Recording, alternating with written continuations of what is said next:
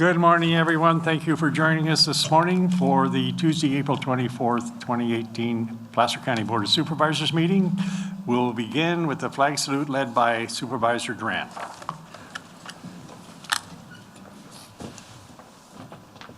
I pledge allegiance to the flag of the United States of America and to the republic for which it stands, one nation, under God, indivisible, with liberty and justice for all. Sorry.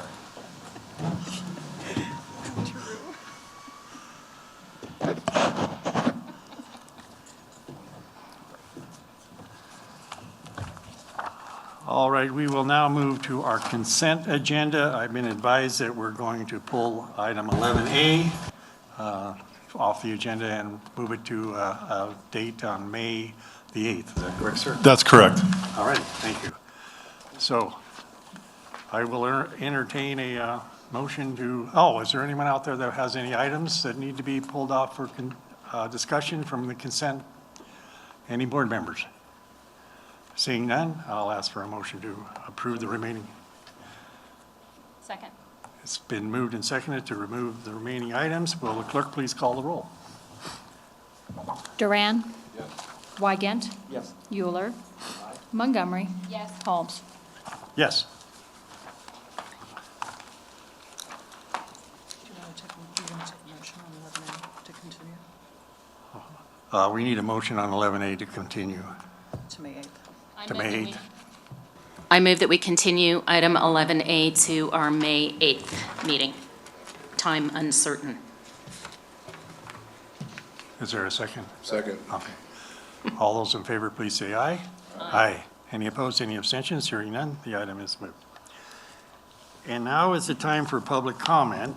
Persons may address the board on items not on this agenda. Please limit comments to 3 minutes per person, since the time allocated for public comment is 15 minutes. If all comments cannot be heard within the 15-minute time limit, the public comment period will be taken up at the end of the regular session. The board is not permitted to take any action on items addressed under public comment. Please come forward. Good morning. Good morning, Chairman Holmes, members of the board, Jennifer Merchant with the County Executive Office. I wanted to take an opportunity this morning while you're here in Tahoe to talk about two pieces of work that the county is accomplishing on the affordable housing front.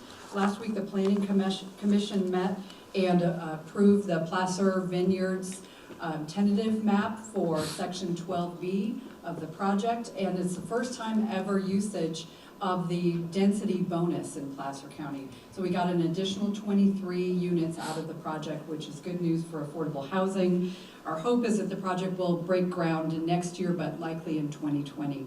Then back toward the eastern end of the county, I handed these out prior to the meeting. This is a postcard that we have sent out to 14,500 second homeowners in eastern Placer County, asking them if they would be interested in helping us solve the affordable housing crisis on this end of the county.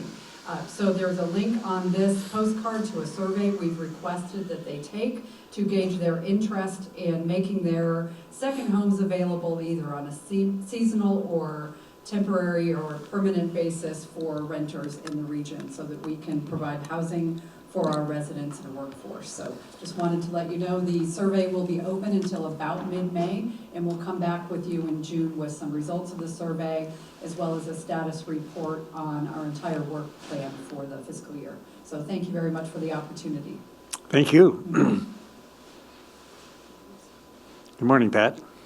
Good morning, Chair Holmes, members of the board. My name is Pat Davison with the Contractors Association of Truckee Tahoe. This time last year, we had sent a letter to the building department describing some of the issues and concerns our members had with processing problems, plan check, inspections, and other delays. There was ongoing communication with your chief building official throughout the rest of 2017, and we started off 2018 on a very positive note. A significant meeting with Supervisor Montgomery, Chief Building Official Tim Wagner, Deputy Director of CEDRA Rick Erie, and some CAP members to talk about some changes. What could we do to make sure we never had another year like the 2017 building year? That resulted in a plan check memo, some procedural changes on inspections, some changes to the staffing arrangements, but the major change that we're looking for would be the addition of a body to the Tahoe office. And of course, that means additional dollars not in the budget. So I'm happy to tell you, and you probably are aware of this, that we have meetings scheduled with you this Thursday, Friday, and next Monday to present some ideas on how to pay for that additional person. We've got talking points, some statistics, and some other information, but appreciate that time. So we'll be talking in a couple of days with a little more detail on that. Coincidentally, your processing workshops that were held last week in Tahoe City were very impressive, and I didn't have a plant in the audience. It was not a CAP member. People who were not CAP members talked about the processing problems and the delays and the need for additional staff. So that was good validation, independent observation. It's not just us. Other people were seeing the problems and thinking of the same solutions. So thanks for listening, and we'll talk to you more in a couple of days. Thank you. Thanks, Pat. Good morning. Good morning. Hello, everyone. My name's Cody Heller, and I'm an owner of a local construction company, Heller Construction. I helped write the letter that Pat talked about from the Contractors Association to Placer County last spring when we were having problems with getting through plan check and with inspections. On behalf of CAT, I have been involved in several meetings with Tim Wegner, the chief building official, and I agree with Pat that something needs to be done to increase staffing levels in the Tahoe City office, and I hope you will work with CAT and Tim Wegner to come up with an answer as the building season is upon us. Thank you. Thank you. Morning. Good morning, Supervisors. I'm just here to reiterate Pat and Cody's comments. My name's Mark Neve. I'm the owner of NSM Construction in Lake Tahoe. Many of our projects are in Placer County, and we too have experienced several delays with the permitting process and plan approval process and inspection process. And I'd just encourage you to continue to engage with CAT and to see if we can find a solution here that helps the community continue to forge forward and support all these families that we do with the construction industry here in Tahoe. Thank you. Thank you. Morning. Good morning. My name is Leslie Williams. I'm with Sierra Small Business Development Center, and I appreciate the time to comment. I just wanted to give a quick update. I'm here on behalf of Kristen York, who's our executive director. We're headquartered at the Truckee Airport and Town Hall in Truckee, and as wide as your supervisor region is, we are as tall. We go to the Oregon border and down to El Dorado County and just over to Rockland. Our new lead center is now Humboldt State University. We're no longer the lead center at Chico, so I'm sure you're all aware of that.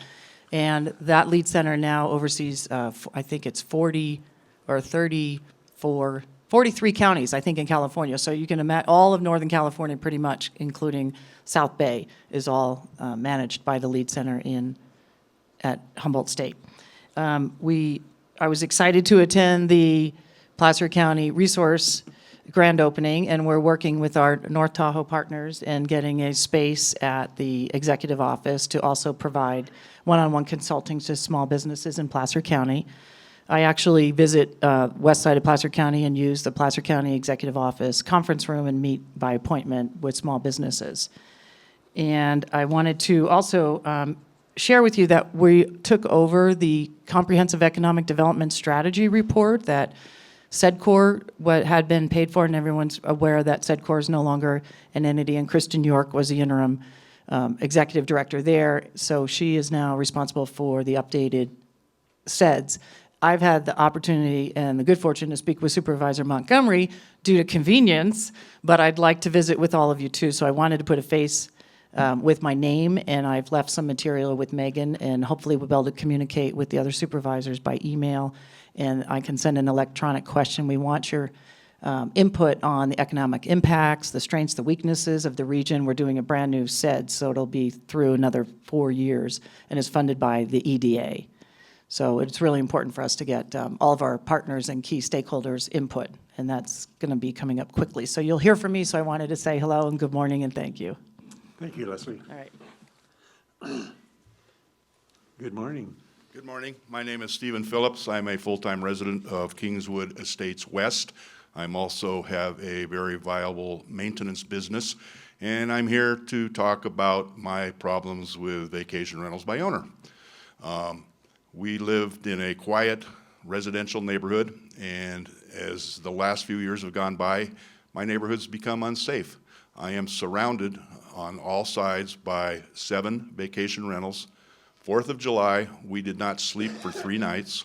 And I understand that people have a right to make money, but I don't see a lot of rules or regulations concerning these rentals. In my neighborhood, this last fall, 5 houses sold, and within 2 weeks, they became vacation rentals. I live on a short street. Below me is a short street, and up the street is a medium street, and out of 60 homes, 20 of them are vacation rentals by owner. Now, as a maintenance man, I service a lot of these homes. I see no signage about TOT. I see no inspections on safety. I see things that, in my mind, aren't safe. And all I would like to see happen is the board agendize vacation rentals by owners and have some public comment about it. Thank you for letting me speak. All right, thanks, Stephen. Good morning. Good morning. Hi, my name is Richard Corsier. I'm with Truckee River Rafting and the River Grill Restaurant in Tahoe City. And Ryan Bell, same. We're here, we just wanted to make the county aware. We've been dealing for the last 7 years with the new bypass bridge that's going in. Because they were so late last year, they had delays. It's a 2-year project. They're trying to now push through. We were at a meeting last week. The contractor in the Federal Highway Administration wants to start tearing up Tahoe City Y, closing Fanny Bridge and replacing Fanny Bridge starting July 1st, working all July and August during the day hours. The impact that's going to have to all our businesses in Tahoe City are going to be unbelievable. We've been going to these meetings and we've talked to nothing like this schedule has ever come up, but it's because now they're saying they've got penalties they're going to have to pay if they don't finish by October 15th. Then they're saying things like, and if we try to stop them from working July and August during the days, they might get as far as pulling out Fanny Bridge and leaving it empty all winter, and then putting a new one in next spring. So we just wanted to make the board aware of that we're trying to sit down. We sent out a letter to the board, to the contractor, and to the Federal Highway Administration, trying to come up with a new schedule, building schedule for July and August. So we just need your help and make you aware of what's going on and see what we can do. Okay, we need your name for the record, please. Ryan Bell. Thank you. Yes. And I have letters here that you might have already received. Give them to the clerk. Those to you. Yeah, Yeah. to the 8 clerk. of them. Yeah, All right. great. Thanks, Thank you. gentlemen. Good morning, sir. Good morning. Good morning, everybody on the Board of Supervisors. My name is Dennis Schlumpf, and that's spelled SCHLUMPF, just so nobody screws it up. Thank you. I've been a West Shore contractor now for, as of July, 50 years. I've seen a lot of changes in the building department, a lot of them good, some of them bad. The bad things I've seen is the fact that a lot of times we can't get inspections on time. Now, I run a remodeling and repair business. Sometimes I have to have 2 inspections in a day, sometimes 3 a week by the building department. You know, it gets pretty well jammed up with my little inspections for having to get, my little projects taken care of. But I'm in the building department all the time. I'd like to see a replacement for the head building inspector that was just retired. He was taken over, the job was taken over by Dave Barnett, and who's a great choice, by the way. Thank you. And but we need somebody else out in the field to handle all the inspections we have. Sometimes they're overloaded, definitely, and we get pushed in the next day. My kind of projects, we really get hung up because then I have to reschedule, because, we're just up against the clock a lot of times in our little projects that we do for homeowners.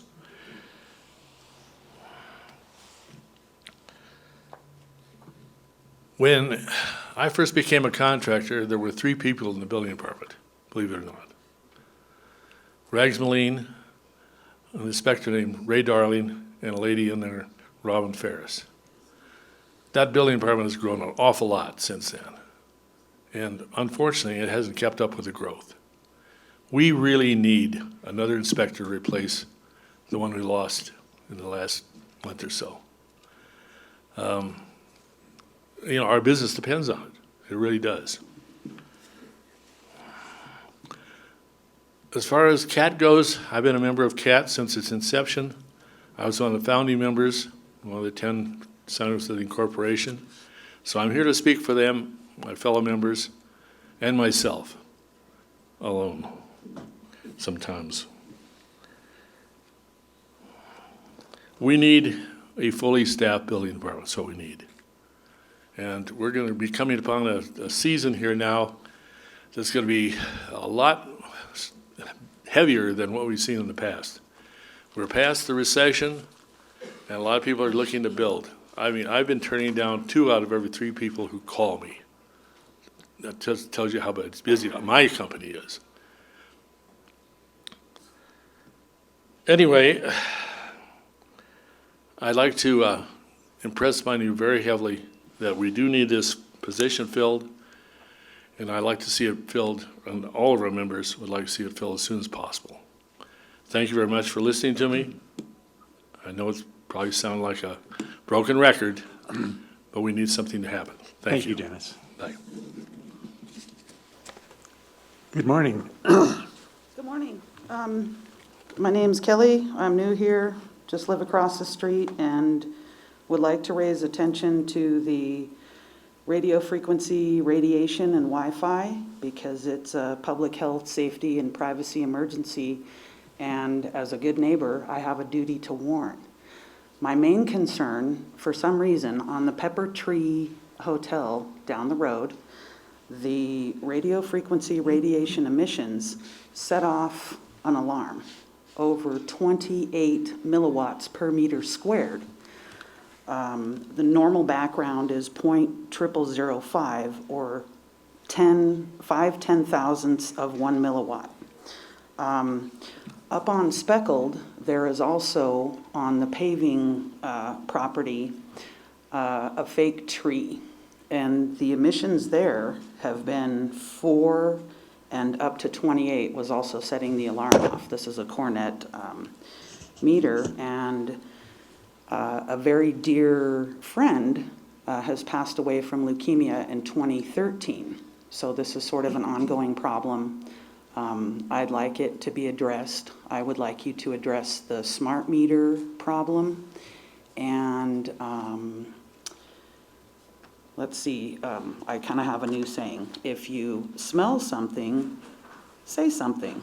And unfortunately, that smell is probably your cellular telephone, either in your pocket or next to your face. And I would just advise you to go to antennasearch.com, because the particular antenna up on Speckled is not registered. There's no identifying owner, insurance company, output, and it's a very grievous problem. And that's antennasearch.com. And I'm in this protective bunny suit because the skeleton absorbs 9 times more than the soft tissue. So 9 times more radiation is going into your skeleton, and that's why x-rays work. I'm an x-ray supervisor operator here in the state of California, and it's with a heavy heart, but this is very critical. Please address it.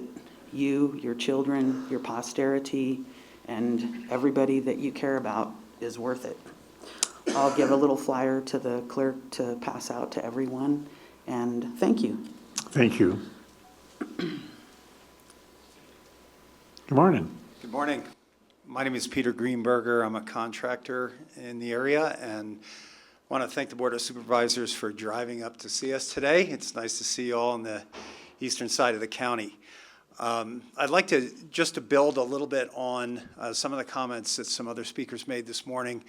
I've already met with some of you, and we've talked about the problems with the building department and permit processing. I just want to emphasize that The solution that we proposed, which is the establishment of a full-time permit processing manager position, someone who would work underneath the department head, is not something new or experimental. This is something that a number of other building departments in the state have used with great success. They put in place a system like this, and it's something that helps to establish a quality, high standard of service in an important government agency. We all know that building is one of the biggest employers in the eastern side of the county, and the building industry also provides higher than average paying jobs, which some of the other big employers don't provide. Ski resort money is not a living wage for most of the people who work in that industry. So what we're doing, I think, provides everyone here with the opportunity to earn a decent living, afford a place to live, and it's absolutely essential that the processing of permits is something that is predictable, understandable, and there's clarity in the process so that people can go into it knowing that they're going to be able to get their project going and get things done. And 10, 15 years ago, the town of Truckee was also struggling with the same exact problem. Extended processing times, permits that were getting jammed up in the various departments and agencies that had to review them. And this system has been in place at the town of Truckee now for at least 12 years, and it works well. It's something that is consistently providing us with our approved permits within that 3 to 4 week window, which everyone is looking for and expecting, and that we need, because we work in a place where we have a very small building window. You know, wintertime weather, we can't put foundations in the ground and things like that. So this function is, I think, the right solution. I think it'll work. And I would also add at the end that I know that there are a lot of competing interests within the county budget, and there are various things that you have to consider that are, you know, beyond the scope of what we do and the industry that we're in. But I would suspect that most of my fellow contractors and most of the residents of the county would support a small increase in permit fees, which could easily fund one additional position in the building department to serve this permit managing and processing function. I believe that in the past year, we had well over 1,000 permits processed, so less than $200 a piece, and we've got that position funded. So I would just ask the board to consider that, and also look forward to meeting with you again in the not-too-distant future to discuss details. Thank you. Thank you, Peter, and thanks for bringing a possible solution to help us with this. Is there anyone else here for a public comment? Seeing none, we'll now move on to board member and county executive reports. Do any board members have reports? Seeing none? Mr. County Executive, you have a report? No items. Oh, thank you. Just checking. All right. And now we will move to our 9:05 timed item, Public Works and Facilities, modification to tipping fees, processing fees, and garbage collection fees. Who's presenting this? Walt. Is it Walt? Oh, there you are. And Ms. Bell. Good morning, Chairman Holmes, members of your board. I'm Kevin Bell. I'm the Environmental Engineering Program Manager with the Department of Public Works and Facilities. We're here this morning to request that your board consider modifying the Eastern Regional Landfill tipping fees, processing fees, and the garbage collection fees for garbage services provided in Eastern Placer County. I have Walter Schwall here with me this morning to walk you through the item. Thank you. Good morning, Chairman Holmes, board members. My name is Walter Schwall. I'm a senior civil engineer with Public Works and Facilities, Environmental Engineering Division. Back in July of 2015, the county entered into an extended agreement with Placer County Eastern Regional Landfill, Inc., also known as ERL, and Tahoe Truckee Disposal, Inc., or TTD, for collection, transporting, processing, recycling, disposal of solid waste in the eastern portion of the county. Includes all of franchise areas 2 and 3, which is everything east of the city of Colfax to the Nevada state line. Garbage collected by TTD is processed by ERL at the Eastern Regional Material Recovery Facility, or the MRF, where recyclable materials are sorted from the mixed waste. Per the agreement for the upcoming fiscal year, ERL is entitled to a 3.83 cost of living adjustment increase to the MRF processing fees. Those fees are shown in the second attachment to the board item titled Proposed ERL Processing Fees. The increase in processing fees do affect the MRF tipping fees. MRF fees not only cover ERL processing fees for operating the MRFs, but they also cover the cost for county staff to administer the operations contract and also to monitor and maintain the closed Eastern Regional landfill.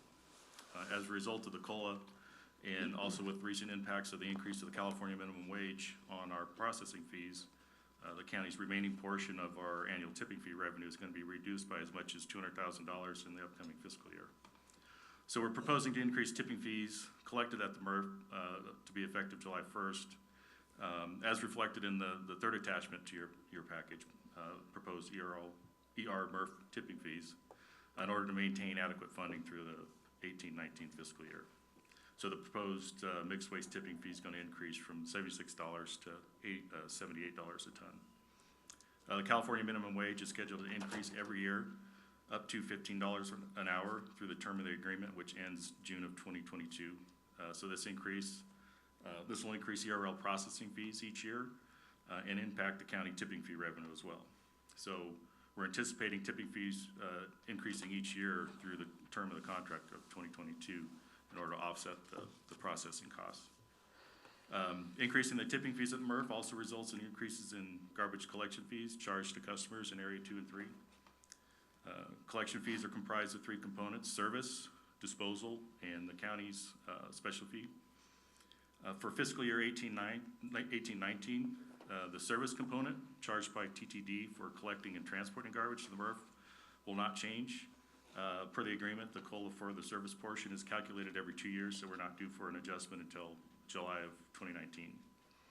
The disposal component, which is the tipping fee at the gate charged to TTD, will be adjusted to reflect the increased tipping fee at the MRF. The special fee component collected by the county is for the solid waste management program. It's a 4% fee added on to the service and disposal components. The 4% is sufficient to fund the program, so there's not going to be any changes to the special fee percentage. The current garbage collection fees, the proposed adjustments and fees are shown in the 4th attachment.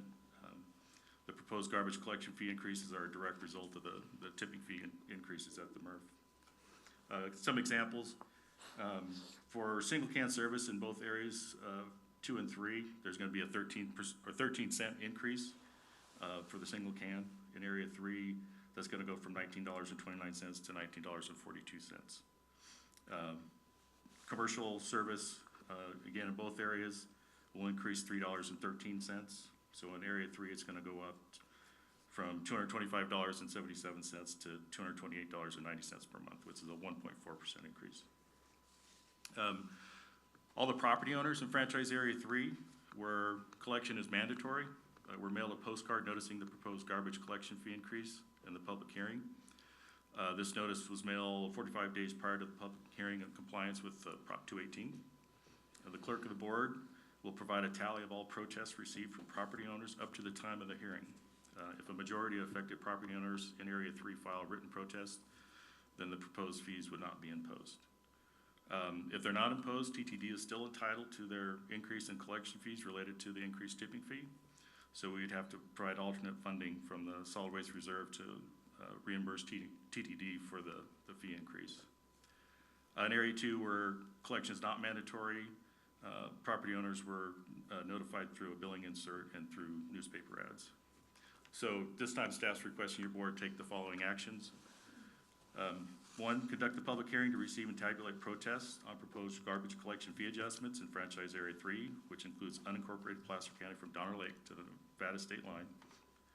2, adopt a resolution approving the 5th Amendment to the Solid Waste Handling Service Agreement with Placer County, Eastern Regional Landfill Inc., and Tahoe Truckee Disposal Inc., to modify Tahoe Trucking Disposal Inc. garbage collection fees, the tipping fees collected at the Eastern Regional Material Recovery Facility, and the processing fees paid to Placer County Eastern Regional Landfill Inc.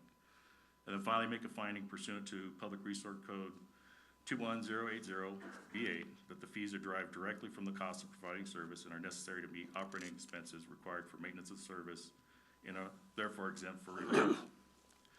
So that completes our presentation, and so we can take questions if you'd like to. All right, thank you, Walt. Any questions for staff before I open up the public hearing? Seeing none, this is a public hearing. I'll open up the public hearing. Anyone from the public wish to address the board on this item?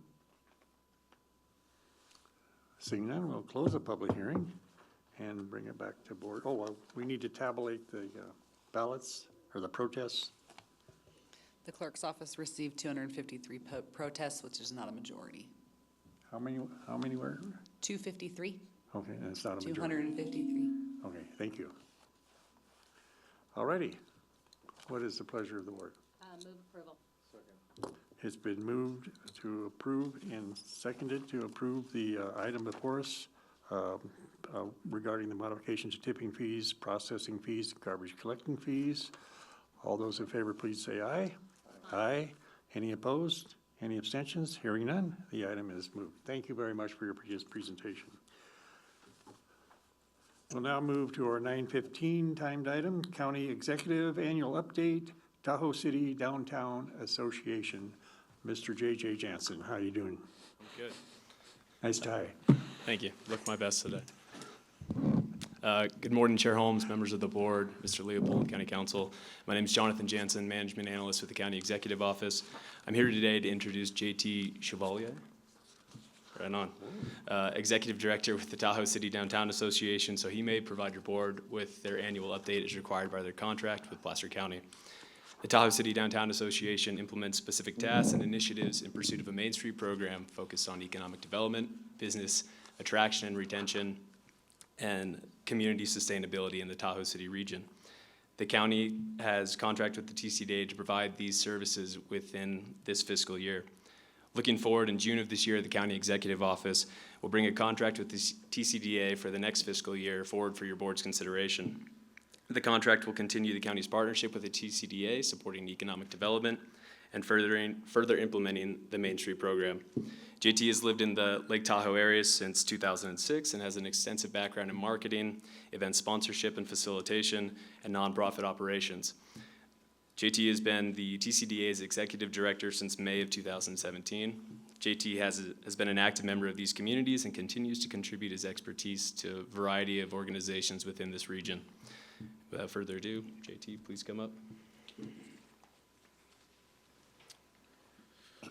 Thank you, JJ. And thank you, Chairman Holmes and Board of Supervisors, and I really appreciate that great introduction. My name is J.T. Chevalier. I'm the Executive Director of the Tahoe City Downtown Association, and I'm going to give you a brief presentation to kind of talk about the deliverables that the Tahoe City Downtown Association provides for Placer County and the community benefit in general. So the mission of the Tahoe City Downtown Association, we're dedicated to the promotion and enhancement of the Tahoe City community. Through innovation, leadership, advocacy, and events, TCDA serves as the local voice to maintain a vibrant and prosperous place to live, work, play, and visit. And our vision is to have the Tahoe City Downtown Association seek to make Tahoe City the best mountain town. So our geographic representation, the Tahoe City Downtown Association, really represents a far greater area than actually just Tahoe City. So we really contain a lot of northwest corner of Lake Tahoe, so all the way from the Placer County line of the West Shore going over to Carnelian Bay on the North Shore. So a wide geographic representation and a wide representation of the different businesses and membership that exists in that area. So our staff, we're a small organization that does a lot in the community. There's only 3 of us. Myself as the executive director. I've been with the organization, as JJ said, since May of 2017. Jamie Olson is our operations director, really making sure that the lights stay on and the wheels stay on the bus. She's been with the organization since 2011. And Dana Tanner Powell, our membership services coordinator, has been with the organization for the last 4 years. So the strategic focus areas of the Tahoe City Downtown Association, we have 5 main focus areas of the organization. These were developed by our board of directors as a means to really serve our business community. First focus area is serve as a catalyst for economic vitality and innovation. Second focus area is to advocate for a better Tahoe City through design and beautification. Third focus area is to strengthen TCDA's capacity in order to support a community building vision. Focus area 4, implement creative marketing. And focus area 5 is produce great events that strengthen, engage, and build the community.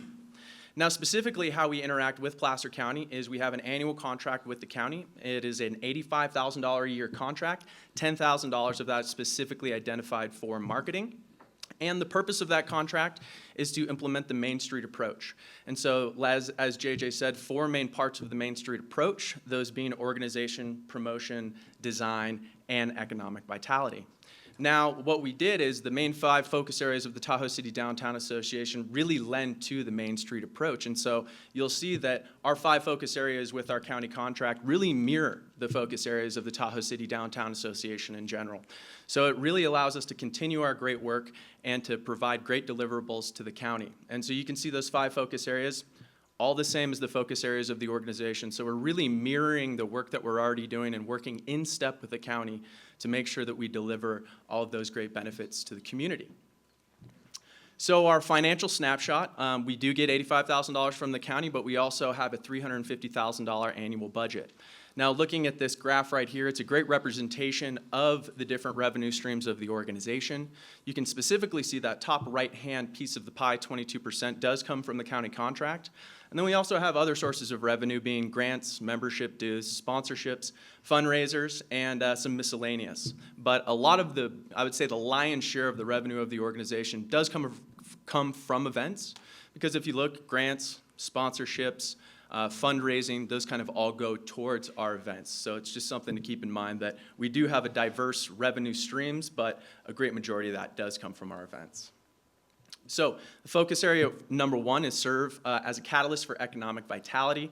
A couple of the ways that we do this with the organization is our board of directors and myself advocate for specific projects that the board has identified as being important to the Tahoe City business member community. And so a couple of those projects that you can see that we've actually advocated for the community would be the Tahoe City Lodge, also known as the Hendrickson Building, located in downtown Tahoe City, and then the new Station 51 Firehouse redevelopment. We've been working very closely with Susie Vos and then also the Placer County Economic Development Office to really kind of help identify some potential RFIs for this project and also help facilitate the dissemination of information to the community.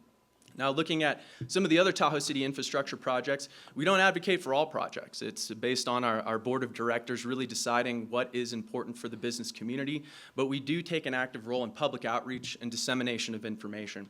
So if you look at some of the examples of that will be our Capital Advisory Projects Committee that was recently created, and additionally the Fanny Bridge realignment, the Tahoe City Mobility Study, and then we've also been in an active role in disseminating information and public outreach for the Station 51 Firehouse. And then also we provide business seminars. So we work with some great local partners, the North Lake Tahoe Resort Association and Chamber of Commerce, as well as the North Tahoe Business Association, our counterpart from Carnelian Bay over to Crystal Bay. And we produce 3 business seminars a year to benefit the entire business community of North Lake Tahoe and partner with them for 3 annual seminars. The most recent one will be on May 8th, and that will be covering leadership in the workplace. In addition to that, we have an Economic Vitality Committee. This committee was formed to really address economic vitality issues and help identify them in Tahoe City, and really kind of gives guidance to our board of directors on which projects and policies we should advocate for and which projects and policies we might just want to inform and provide outreach to.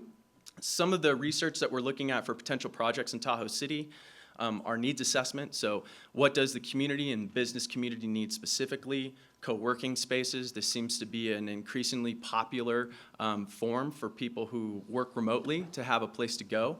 And then directory signage, letting folks know about the business community, the type of industries, and where they can be found. Focus area 2, advocate for a better Tahoe City through design and beautification.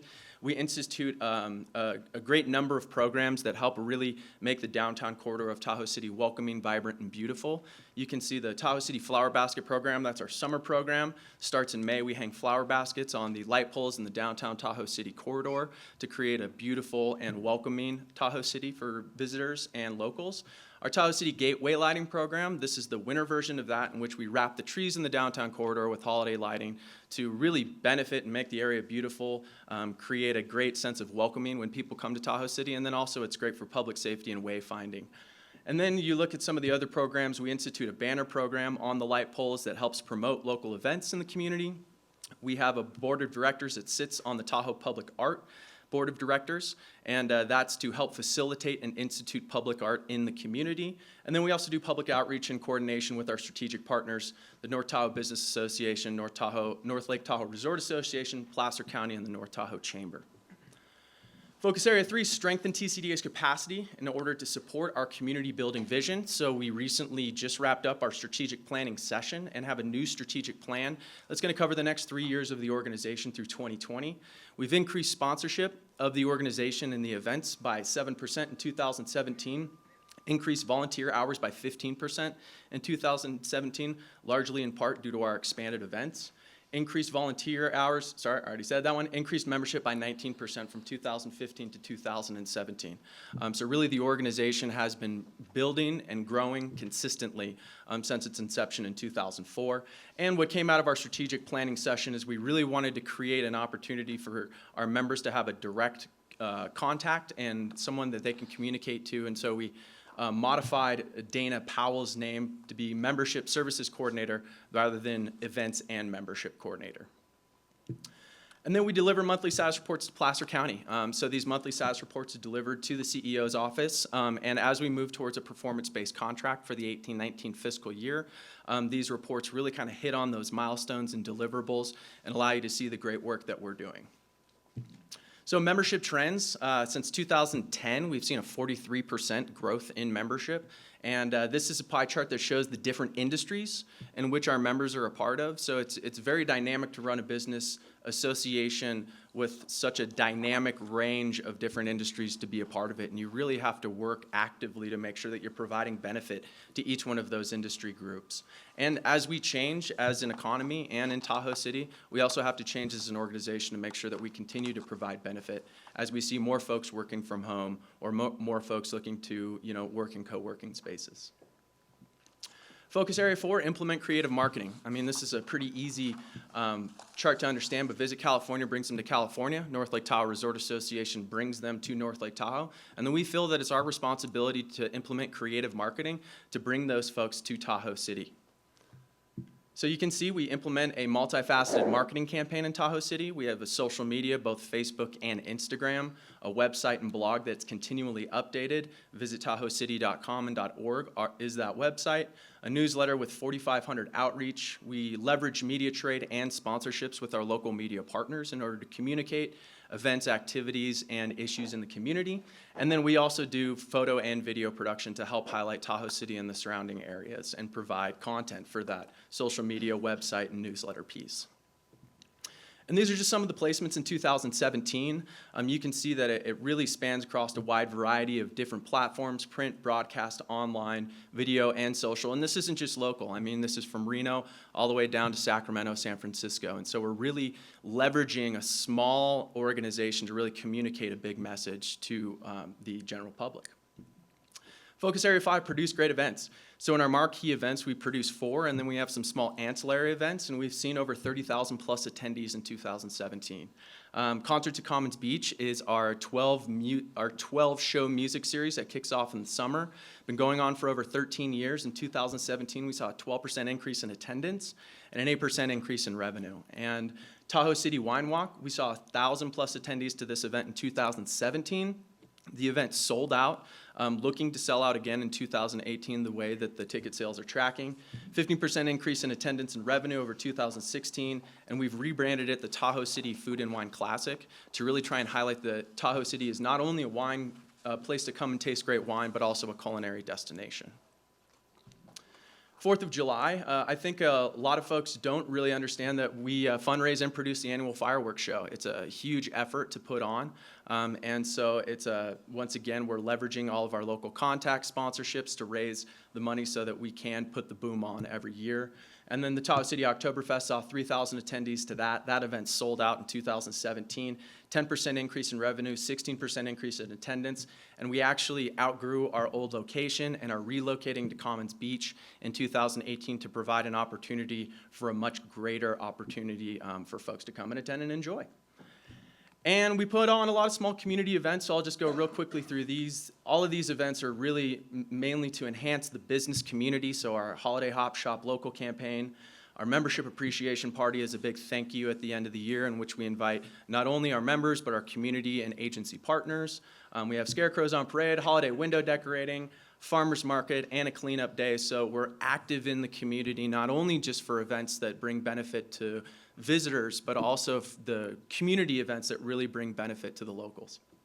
And so the future of the Tahoe City Downtown Association, we have a new strategic plan for 2020 to emphasize events and promotions of Tahoe City, expanded events in the shoulder season, really trying to bring those events in April and October, and also new developments, Fanny Bridge and Tahoe City Lodge. We want to continue to be informing and engaging to our community in collaboration with Placer County. We're looking to continue with a performance-based contract and really making sure that we hit all of those deliverables so that we continue to prove our validity and importance in the community.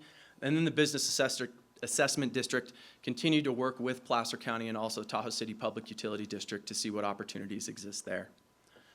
And with that, from the Tahoe City Downtown Association to the Board of Supervisors, we just want to say thank you for your continued support. We really appreciate your support in the community, Eastern Placer County and Tahoe City, and so thank you. Thank you for your crisply presented report. Very good. I don't think I breathe. You practice, I bet. Maybe. Any comments from board members? Yeah, I just want to say, JT, thank you so much. You guys have done just incredible work in the last couple of years, and I'm super delighted that we're moving Oktoberfest because last October you just could not move. It was a wonderfully oversubscribed event, and I'm just delighted to know that it's going to be happening again, but at a larger venue. So that's fantastic. Well, thank you, Supervisor Montgomery. I mean, we're very excited about our events, and obviously we want growth, but we also want smart growth and to make sure that we provide a great experience for all of our attendees. Yeah, and from the county perspective, using Commons Beach, we're just delighted that we can help make that happen, working with the PUD as well. But I see just a great, bright future with everything that's going on in Tahoe City, and I think you have a lot to do with that, so thank you. Well, thank you. Thank you very much. Any more comments? I see none. Does anyone in the public wish to make any comments about the great work that the Business Association is doing? Okay, thank you very much. Thank you.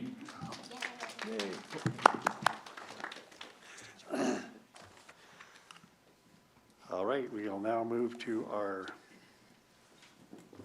9:30 timed item, Public Works and Facilities. This is annexation of Morgan Ranch Phases 2 and 3 into County Service Area Number 28, Zone of Benefit 169. Mr. Fisher, and that's not Lisa. That's not Lisa. Good morning, Mr. Chairman, members of the board.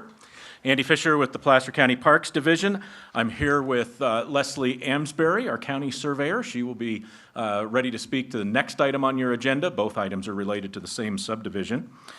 So with that, the item before you is to conduct a public hearing, consider all protests, tabulate ballots, and adopt a resolution annexing phases 2 and 3 of the Morgan Ranch subdivision into Zone of Benefit 169, called the Dry Creek Park Zone of Benefit within County Service Area Number 28, and impose an annual assessment of $578.59 per parcel, plus an annual cost of living modification to be first collected in fiscal year 2018-19 for park and trail development, maintenance of parks, trails, open space, and landscape medians, and administration for all parcels that are or will be part of phases 2 or 3 of the Morgan Ranch subdivision.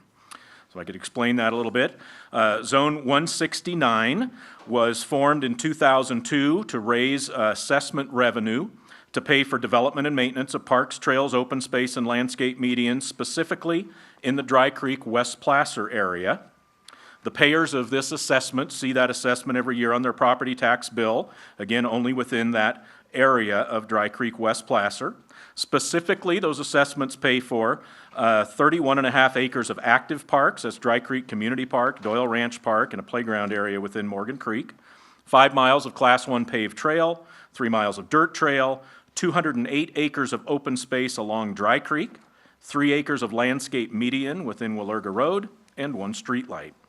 The original subdivisions that came into this zone in 2002 were Morgan Creek, Doyle Ranch, Riolo Greens, Sun Valley Oaks, and since that original establishment, the subdivisions that have come in and participated later were Willow Park, American Vineyard Village, Hidden Crossing, and then the first phase of this subdivision, Morgan Ranch. There are today 1,237 paying parcels within that zone.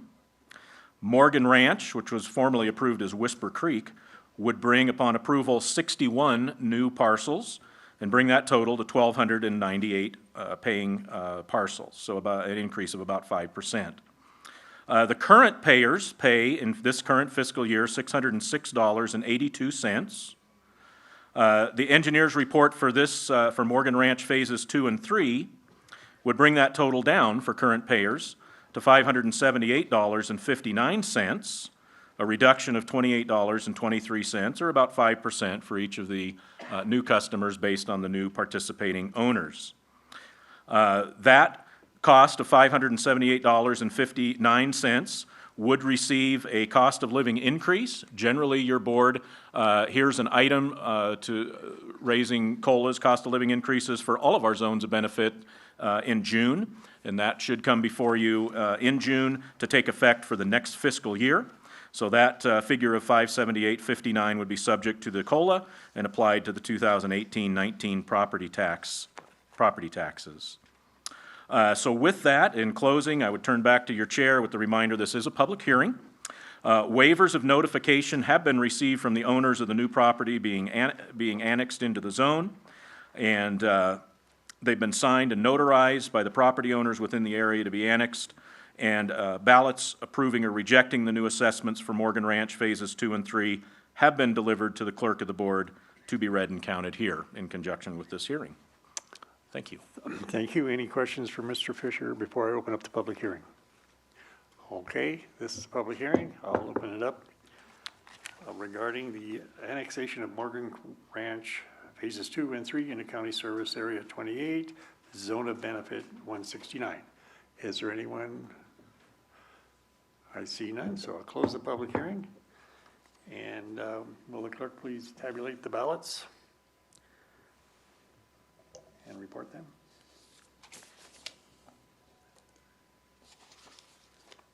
We've received 4 ballots, all in favor.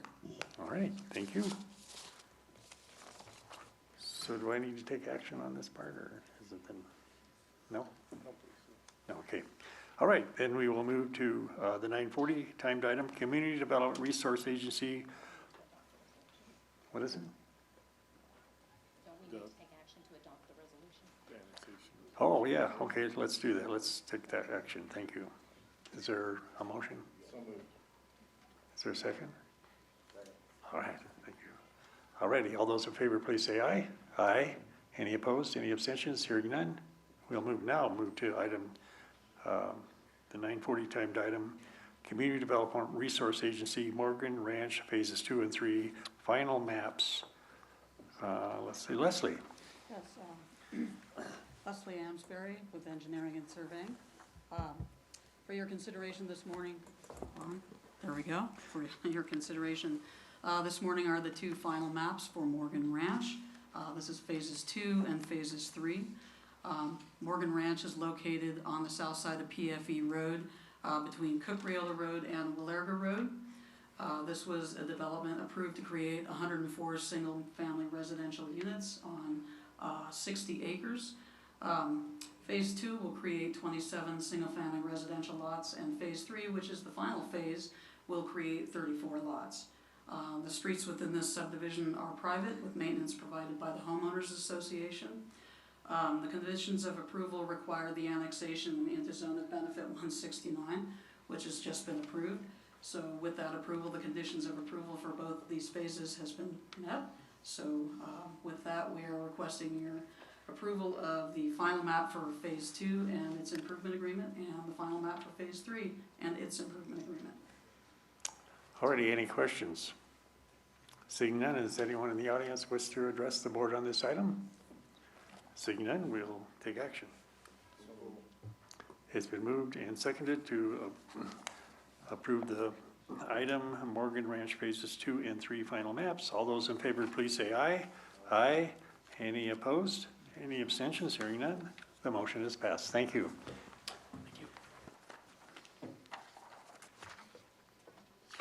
Okay.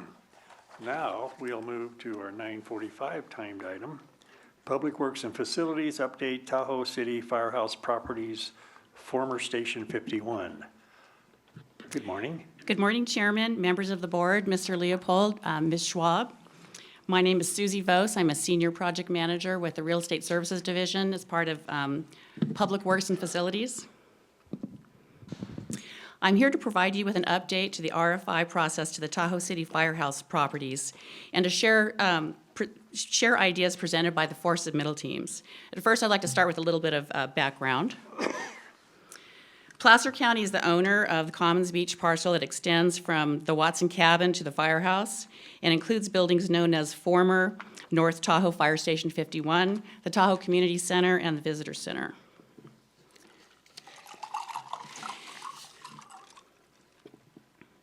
After North Tahoe Fire vacated the building, the county accepted a quitclaim from the fire district in 2013, and now the vacant building is used occasionally for rescue equipment storage and community events such as blood drives. And the county leases the Visitor Center and the Tahoe Community Center to North Tahoe Arts on a month-to-month basis.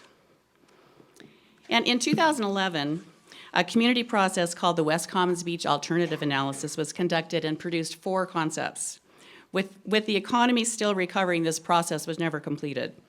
The current request for information has re-energized discussions about the use and reuse of these properties and how to best connect the concepts and the goals of the updated Tahoe Area Plan and Tahoe Y project. This current process has helped to further clarify, define, and refine years of work and significant time invested by the community, stakeholders, and the county for this site. In 2017, staff hired a professional facilitator, Shauna Doherty of Fresh Tracks, to help with community outreach that included several public workshops, e-blasts, phone calls, a flash vote survey, a design charrette, and a presentation to your board on the July 25th, 2017 meeting, in addition to the items that are listed on the slide. Throughout the public meetings, we've collected a plethora of information from the community, and some of the highlights include give people a reason to come to Tahoe City, provide for community gathering space, reactivate and help bring vibrancy to the community, provide indoor activities in unpleasant weather and shoulder seasons, serve locals and visitors, provide for a range of programs, events, and retail, connect to Commons Beach for food and kayak rentals, take it all down and open up views to the lake. The RFI was released on November 1st, 2017, and we had one addendum that was released on December 1st, 2017. And submittals were due to the county on February 28th, 2018. We received 4 submittals, and the RFI Review Committee evaluated those submittals on March 12th. They met again to interview the 4 submittal teams on March 26th. And then on April 4th, there was a public meeting where all the 4 teams were invited to present their ideas and hear public comment. There was about 75 people at that meeting. Now I'd like to share a brief description of each of the submittals. The first one is the Commonwealth. It's proposed by Justin Dobrinsky and Kelly Dobrinsky. This project includes demolition of the firehouse and demolition or relocation of the Tahoe Community Center and construction of a new facility as a market hall with an outdoor community pool, waterfront amphitheater, plaza deck, seasonal lakeside retail, and ground level parking underneath the building. The next one is the Public House, proposed by Jesse Shirley. This project repurposes the existing fire station as an ale house with a firehouse theme and includes educational information about forest and fire ecology in defensible space. Coffee and pastries would be sold from the Visitor Center, and the Tahoe Community Center would remain occupied by North Tahoe Arts downstairs with workforce housing upstairs. The Museum of Sierra Ski History, proposed by Stan Batiste. This project for a ski museum initially reuses the current fire station building, includes a phased approach to build out with the eventual design and construction of a new facility to house the ski museum, North Tahoe Arts, and James Herald Galleries. Dr. Batiste has an extensive collection of ski memorabilia from all over California going back 26,000 years ago to the present, including a large and rare 1960 Olympic collection. Siren Arts of Tahoe City, proposed by Renee Kojane, Abigail Gallup, and Kristen Hanna. This project includes the interim use of the fire station before demolition of existing buildings to construct a new multi-use community facility focused on arts and culture. It would offer a 250-person flexible use space, retail and exhibition galleries, artist studios, multi-use classrooms, rooftop deck, office space for local cultural nonprofits, and workforce housing. The team proposes to work with artspace.org as a consultant to further analyze and develop their proposal. The RFI Review Committee is comprised of 8 people, 4 Tahoe City community leaders and 4 Placer County staff, and all have a strong connection to and understanding of the Tahoe City community. I'd like to extend a big thank you to all of them because they've put in a lot of time on this project. And that's Bob White, Sean Barclay, Bill Dietz, Cindy Gustafson, Jennifer Merchant, Paul Griffith, Mark Rideout, and Ryan Decker.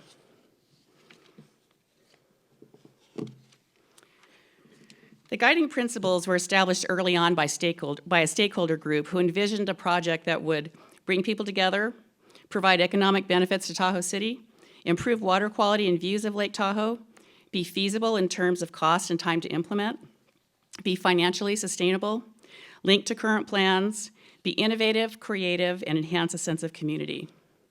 And the review criteria that was used by the RFI Review Committee throughout each of the processes boils down to vision and project approach, team experience, feasibility and financial, and community support. At the April 4th public meeting, each submittal team presented their ideas and the community had the opportunity to provide comment.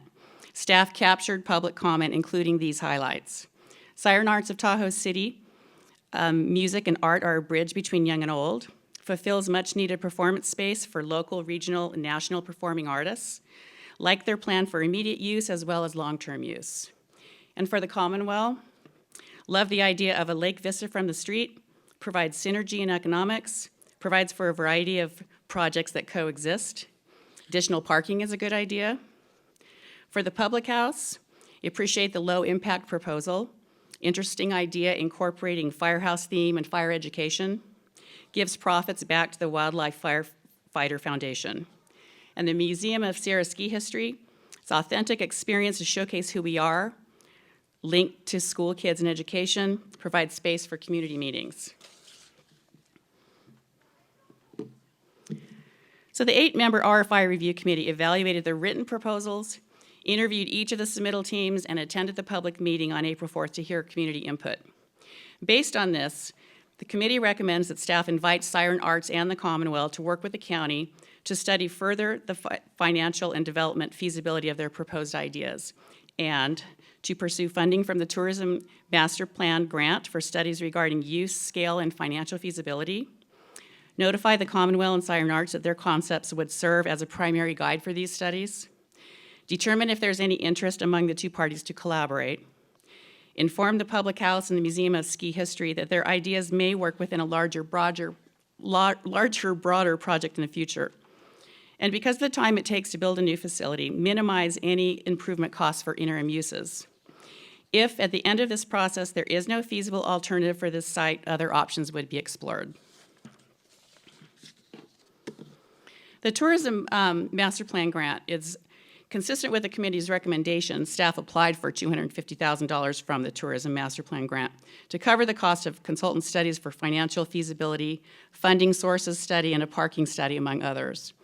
The county can leverage information from past studies, including Americans for the Arts' 5th Economic Impact Study, the 2004 and 2015 Tourism Master Plan, the 2009 Feasibility Study and Business Planning for New Cultural Facilities in Truckee and North Lake Tahoe, the latter of which states, new cultural facilities have the potential to further improve an already high quality of life, attracting and enhancing workforce productivity of existing businesses, supporting community development, and also serving as an important economic driver.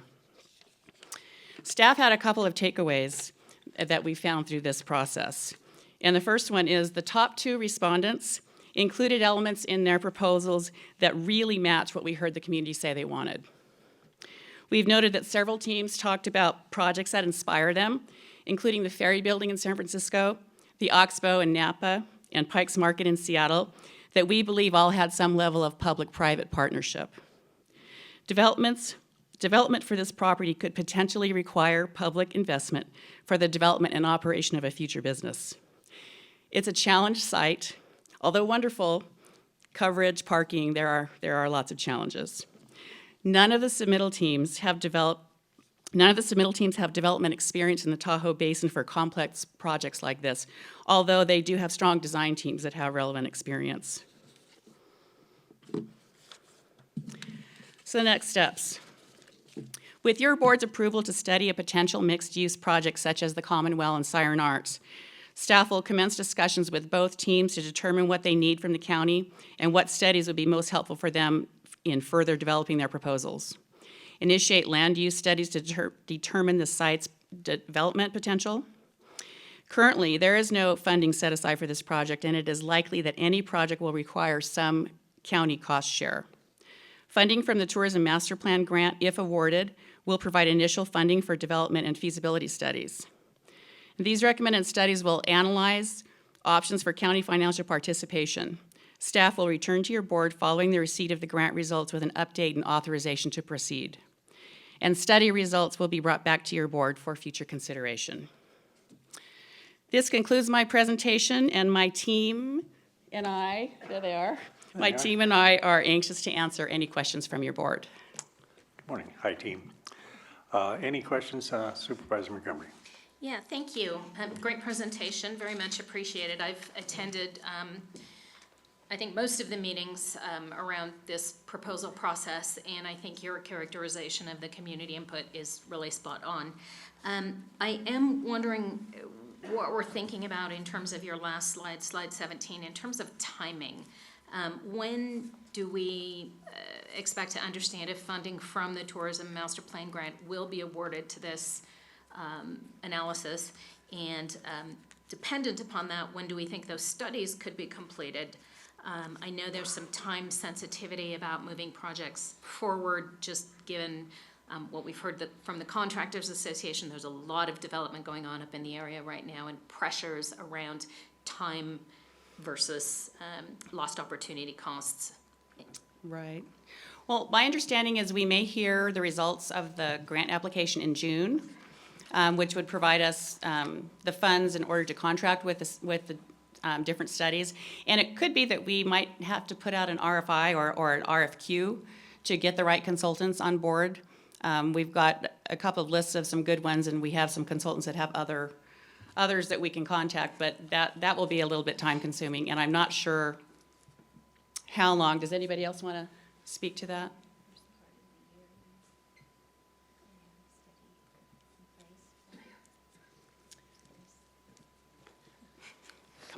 There's some muttering going on. Yeah, We're not exactly sure our schedule at this time, but we're anticipating if we go through a request for qualifications and experience, we might have a consultant on board in the fall and be able to initiate the study in the fall and be ready probably first part of next year with some of the results to share.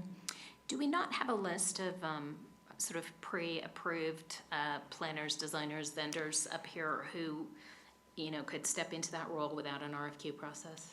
I think we're looking for kind of a special group. We're looking for those that have the private side background to do that feasibility, and then we're also looking for that public, that the cultural arts component to be provided. There's a lot of research and projects around the United States where this has been done. It's quite involved as far as what sort of fundraising and ongoing operational issues there are. And so we're going to be looking for that right team by also talking to our two IDEA teams as they, for example, Siren Arts has talked about art space. So we'll be talking to them to figure out how they could be brought into this as well. So we have some interviewing to do with teams and also just outreach with where there's been these types of projects and how we might form that consultant group. Of course, we have architectural teams we'll be wanting to bring in, and those are definitely on lists, and parking studies and things like that that we'll be able to include. Yeah, I was thinking that we did have architects and traffic engineers and some other folks up here who are already pre-approved as yes. essentially vendors. Right, for and we have the county. land capability. We could launch on that right away, so we can understand the constraints of the site from a land capability standpoint. So we will definitely proceed on that right away, because that helps us determine the size and scale of the project from that standpoint. Yeah, I'm pretty sure we've got the coverage, considering it's 100% covered right now, so that's the good news. So I would just encourage us to do as much as humanly possible to move the project forward. Obviously, a lot of that is contingent upon the grant dollars, but I would also encourage my board to, if the grant dollars don't manifest themselves, to really think about the economic benefits that this would bring to Tahoe City, particularly in conjunction with the bypass and the Fanny Bridge projects. I can see this really revitalizing downtown Tahoe City, and I think the two that you have suggested move forward are kind of the least likely to compete with existing businesses and in fact kind of lift the whole economic boat here. I did have one question around the Olympic Museum proposal. Is this a separate proposal from the one for the Squaw Valley Park? Yes, this is a separate proposal, and it's not one or the other. This is a separate proposal from the Squaw Valley Park proposal. Okay, all right. So again, I would just encourage us to move with as much nimbleness and alacrity as a government can move with, and just really think about some of the things that Samir, I see him in the back row, struggled through in terms of lost opportunity and the opportunity costs that come with an extended time period around moving something forward. Thank you, that's a good point. Supervisor Euler. Yes, pardon me, to Jennifer's point on the possibility of this being an economic driver for the Tahoe City area, I would like for staff, as you're moving forward with the two respondents, to pay close attention to what is estimated in terms of economic activity generated by the two potential uses, because that's, I think, a key concern. Thank you. Any more comments from the board? Seeing none, is there anyone in the audience wishes to address the board on this item?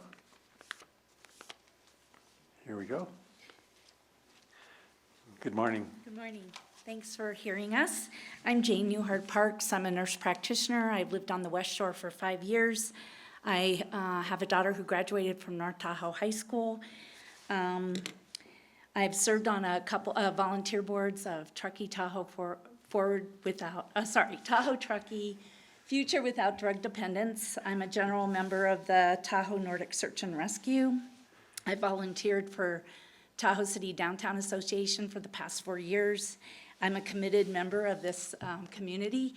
I really want to speak strongly in support of the Siren Arts and a community center. This is a public land. I think as much as possible should be for public use. I'm concerned about our friends and neighbors who have businesses that a competing retail space could come in, but I think there is lots of room for community space, like the 250 people performance space, the community kitchen, lots of potential for after-school programs. My daughter took several music classes with Tahoe Truckee Music, School of Music, and she was, it was always difficult to get her from those. She could get there on the school bus, it was hard to get her home. I'm a working single mom. I think having a central community center that offers the Tahoe Truckee School of Music, also dance, art, things that really bring a vibrant and community that people succeed in. We know that this lowers drug use among our youth. It gives them, provides them greater opportunities in college and further in their futures. I'm a very big proponent of community being invested in our youth, and I think this would be a great opportunity.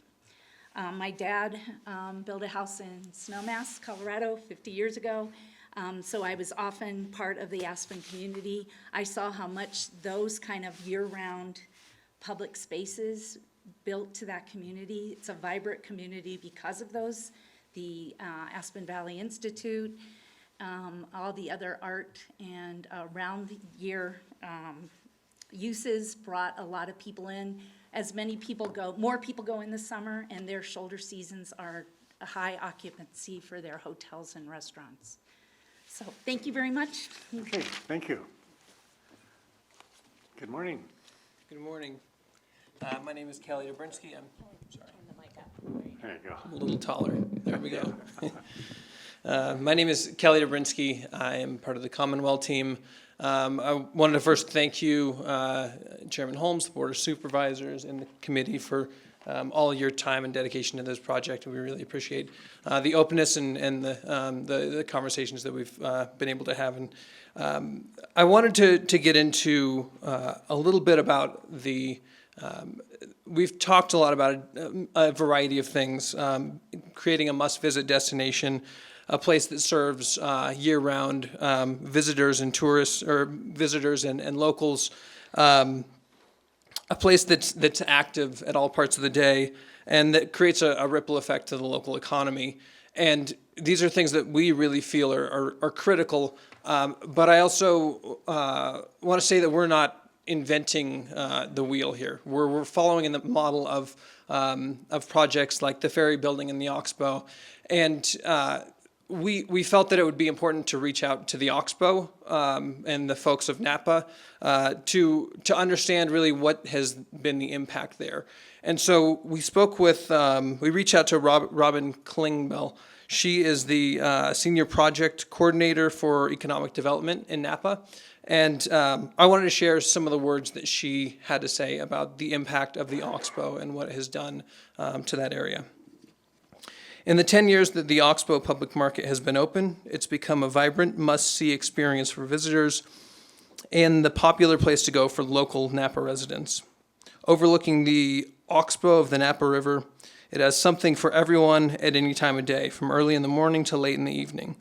Every year, over 2 million people enjoy the Oxbow Public Market, almost as many as visit the entire city of Napa.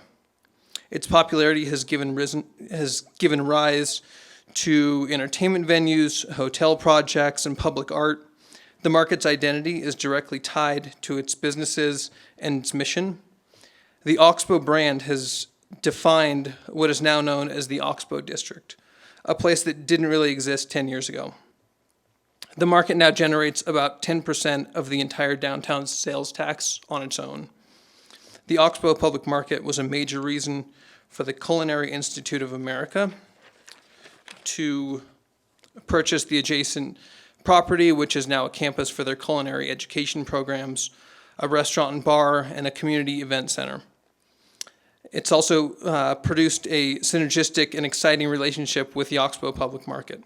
The Oxbow gives back to the community and to the Napa Valley. It hosts and promotes fundraising and charitable events, such as Fork It Over, a benefit which raised over $100,000 in 2017.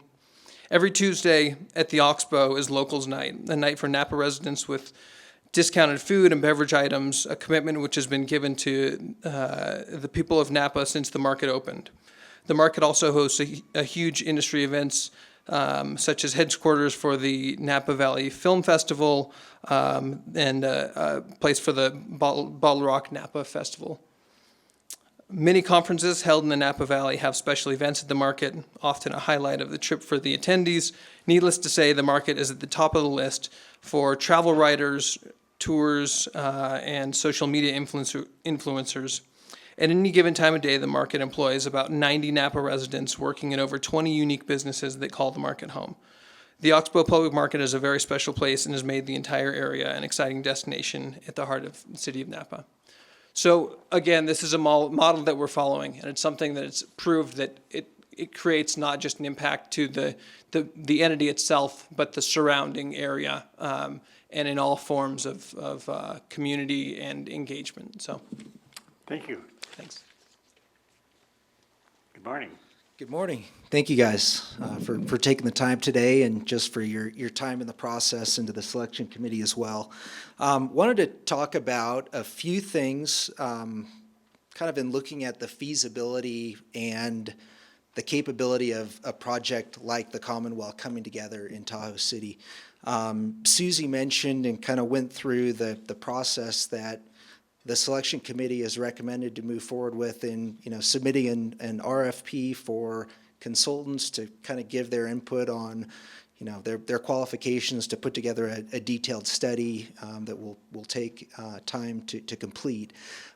Kelly and I have assembled a team of local professionals that are comprised of consultants, architects, engineers, and people that have done projects in Tahoe City and the North Lake region successfully. Wyatt Ogilvy is somebody that we have not engaged formally, but we have been in discussion with him and is one of the best. I think most everyone would recognize him as the best land use consultant in the North Lake Tahoe region. So we feel like we've assembled a team here to execute on this development.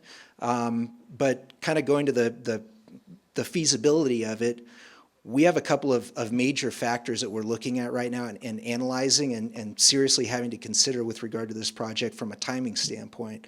One is construction costs. I think Samir would echo this statement. Construction costs, that we're seeing in the valley, but I especially based on comments I've heard this morning in the Tahoe region, are ramping up and things are getting more and more expensive to build. Our project that we've proposed is based on a financial model based on current market conditions. If we were asked to delay our time for 6 months to a year from now, that time alone has the probability of making this development economically unfeasible. Based on our projections and the construction costs that we've projected for this project, a delay of a year would increase the construction cost of this project by over $3 million. That creates a major shortfall for a team like us to develop this project. We've also looked at the risk involved in that time with regard to the financing that we have worked on and are proposing for this project. Our investment partner, Preferred Capital, out of Sacramento, is prepared to fund a construction loan for this project. If we were to delay the construction for a period of 6 months or more, that has the potential to impact this project greatly. And it's very likely that within that period of time, interest rates on construction loans could rise 50 basis points, which would have a serious impact on the financial feasibility of this project. With that being said, we've looked at everything here, and we feel like we've selected a team of local people to execute on this development. Kelly described the impact of the Oxbow project in Napa. And the city of Napa, I would encourage you to reach out to those folks because they've had a major ripple effect in that community. So with that being said, I want to, again, thank you guys for the time. We're excited about this project. We think this could be the epicenter for really a true rebirth in Tahoe City, and we're excited to be a part of it. So thank you, guys. Mr. Dobrinsky, could Yes, you sir. please give us your name for the record? Yes, sir. Justin Dobrinsky. I'm related to the guy that just spoke. Yeah, I thought so. Thank you. Thank you all. Morning. Good morning, Supervisor Holmes and members of the board. I'm Jordan Knighton, our architect with JK Architecture Engineering. A lot of what I had to say has already been said, so I'll try to just hit a few points. Been involved, we're a local firm, by the way. We're about a block from the site. We've got 30 years in Placer County in Lake Tahoe. And we've been following this project for, it feels like over a decade of opportunity. Of course, most recently, the emphasis has been very exciting. We've been involved in the workshops, helped conduct one of the charrettes, and really quite excited about what you're doing and the prospects of opportunity this has for our community. I have two hats here. One is a local business and resident. Secondly, I am on the Commonwealth team. And it occurred to me throughout the process that we have an opportunity here for really a win-win situation. And so I'm excited to hear that there's thought process about multiple uses. The project for Commonwealth envisions multiple uses, and a lot of that is based on our working with the community and in hearing what we felt was a sustainable concept for that site, one that would create balance of uses and in economics. And we see both art and entertainment as important. It's certainly been said. We see a variety of cultural and wellness. We see an opportunity for extension of the park, for connectivity of the park to the commercial, for an economic engine here.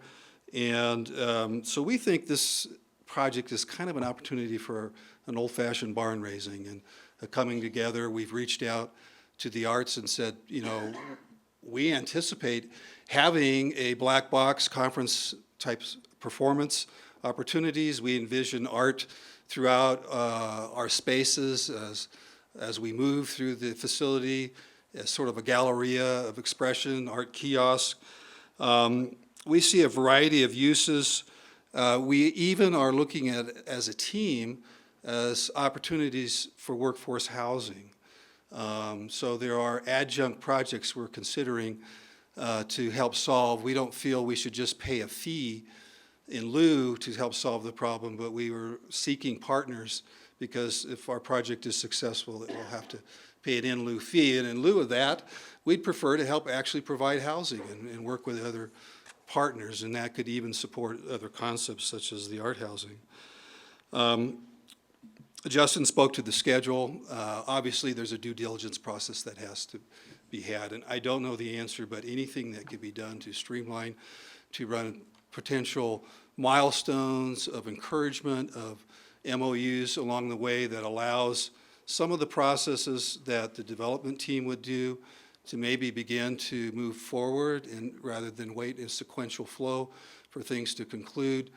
If we could get creative in our thinking and find ways where processes might streamline every year that goes by, as said, regardless of which project, there's significant financial impact in delays.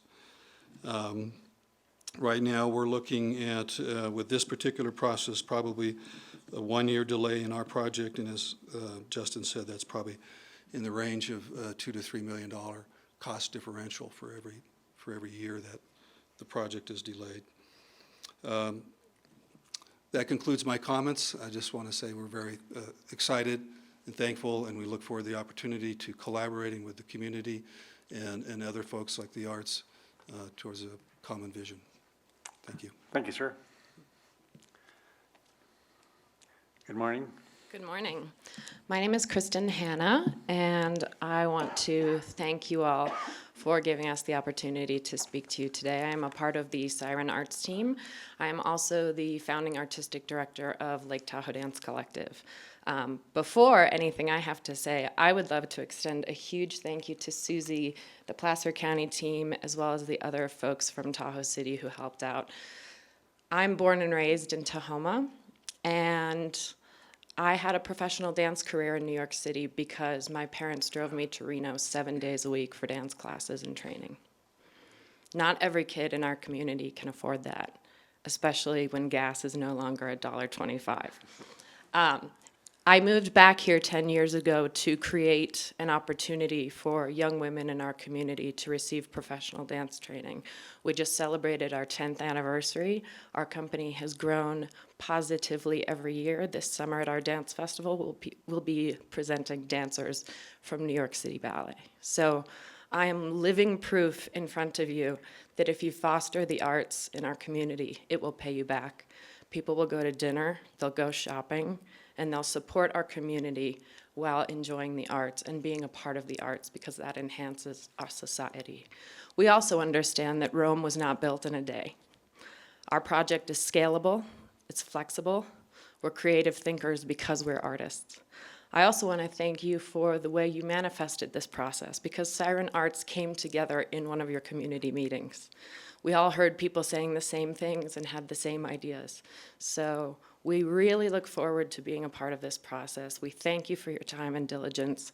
This is what Tahoe City needs. Thank you. Thank you. Good morning. Morning. I apologize, I'm better one-on-one than with people, so I got some notes here. My name is Rob Olson. I'm architect with Siren Arts. My wife is a Tahoe native. We have been in business here for over 10 years. We're located in Tahoe City. We live in Alpine. We are working on the new Tahoe cross-country facility. We believe in this community. We have 3 kids. We're active in the community. I'm vice president of the TCDA. I don't represent them today on this item. So I tested my thoughts today with my 5- and 8-year-old in the car about what I might say today. And no offense, I'm not saying that's your... And I thank you as well for listening. They were kind of forced. Tahoe City has many vacant spaces, and we're in the Boatworks Mall. There's a lot of vacancies if you haven't been there. There's great chocolate, by the way, go there. And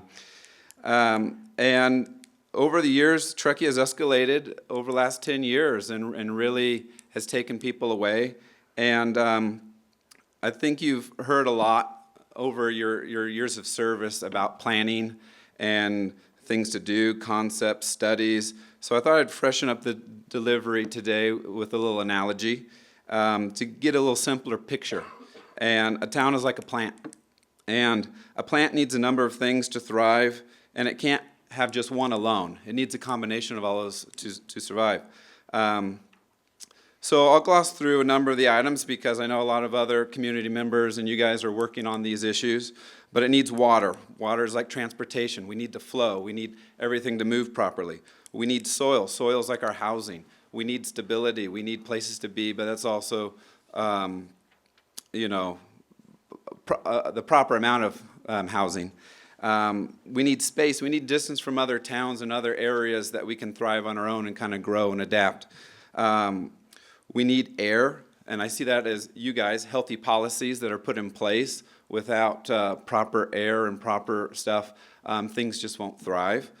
We need light, and the big thing that everyone knows about Tahoe is about recreation, things to do. That's kind of the main visible thing that people think of a plant. It needs light, right?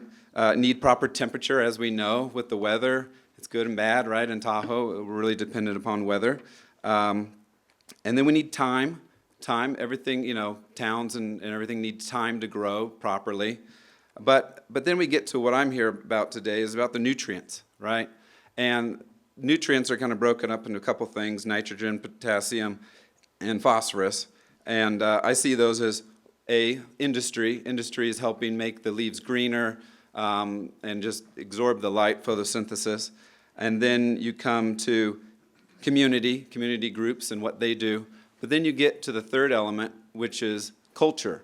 And a culture helps make the flowers bigger, and it makes the roots stronger, and will attract more bees, and will attract more people and more tax dollars to our area versus Truckee. And so Siren Arts, we're proposing a solution to the issue. We're here, we're motivated, we've got the energy to get it going. And after saying this to my 5-year-old girl, she said, "Can we plant a seed this summer?"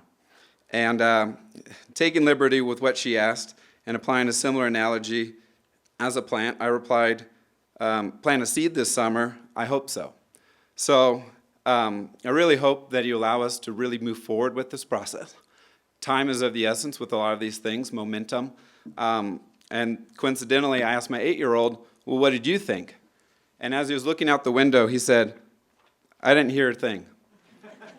So I really ask you to be more like my 5-year-old and please hear what we're saying and really listen that Siren Arts is more than just 4 people that banded together. We have a lot of community people that are really energetic about it. We don't want to move to Truckee or Reno or some other place that has these things. We want a place that helps incubate these ideas so people can study and work on creating industries and then go out and rent spaces and feel comfortable to do what Truckee has done. Thank you. Thank you.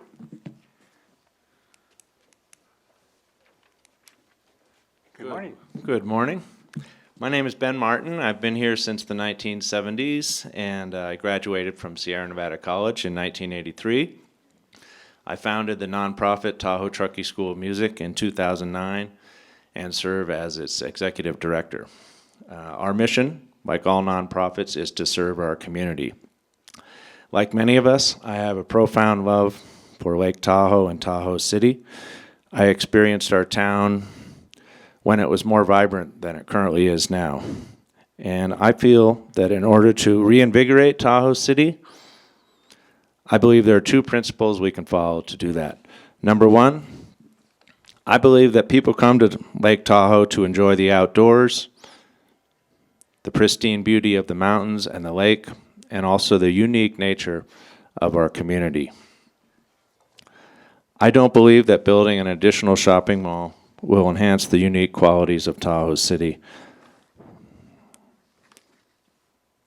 I say let's support our pre-existing local businesses and the business owners who have dedicated their time and energy to serving our community for many decades. Number 2, we can develop the unique character of our community by creating a multi-use community space centered around arts and culture in Tahoe City, as proposed by Siren Arts. This would benefit the artists, the public who can enjoy their work and performances, the students who can study these artists and are inspired by them, the nonprofit organizations dedicated to serving Tahoe City, the local businesses, and the community at large. I feel that we have an amazing opportunity in front of us, and I say let's choose our course wisely to maximize what Lake Tahoe and Tahoe City can offer for generations to come. Thank you so much. Thank you. Oh, we need your name again. My name is Ben Martin with the Tahoe Truckee School of Music. Thank you. Morning. Good morning, everybody.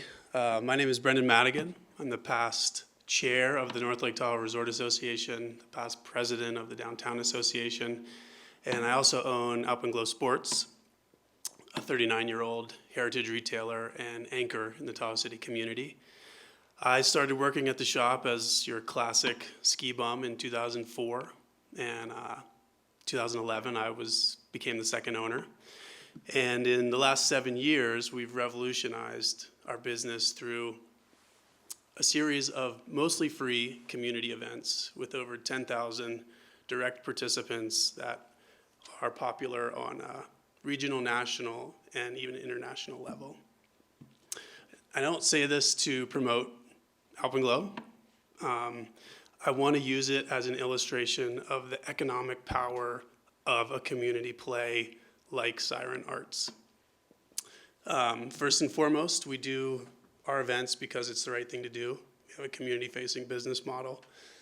People have been shopping at Alpenglow for almost as long as I've been alive.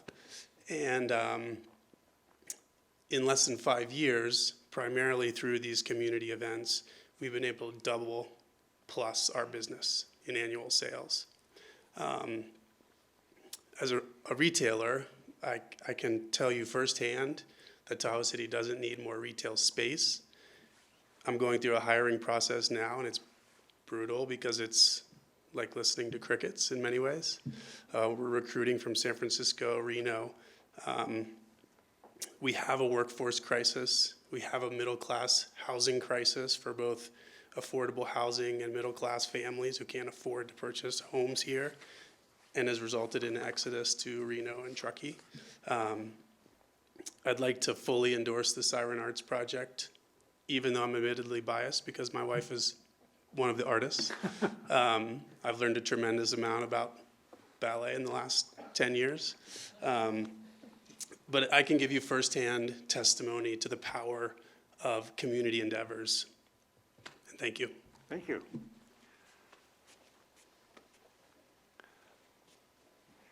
Good morning, Samir. Samir Tuma, Tahoe City Lodge, also member of the Board of Directors for the Resort Association, only from perspective, not speaking on their behalf this morning. So it's been interesting to listen to the dialogue this morning, and I think for me, there's a few takeaways, and I'll parrot back some of the things that were said by some of the supervisors, Supervisor Montgomery. I think you're spot on in terms of timing, and several of the different members of the public have spoken about timing, and I think to some extent, and I'm speaking from personal battle scars here, people think, well, it's just a delay and it'll just get done and something will just happen, it'll just take a little longer. Due respect when I hear that you may come back with a consultant in October and come back with the results of a study a year from now or in the early part of next year, I think you're running a risk of killing a project or going to be back in the teeth of a downturn, because it's not only that, then you have to go through the actual approval process, the environmental review, then you have to build out the architecture and the design, and then you get to building this thing. So anything you can do to make this go faster instead of the process that was outlined this morning with the timing, I would implore you to do. Supervisor Euler, you talked about the need to look at the economic impact. I think that's true. I do think that economic impact for something like this is going to be measured much more in secondary and tertiary impacts, not necessarily the economics of the project itself, but rather the vibrancy that it brings to the community and to downtown Tahoe City. And when I think about all the criteria that were laid out up there, I think the three most important things are vibrancy, vibrancy, and vibrancy, because those will in turn create the other benefits that we're talking about.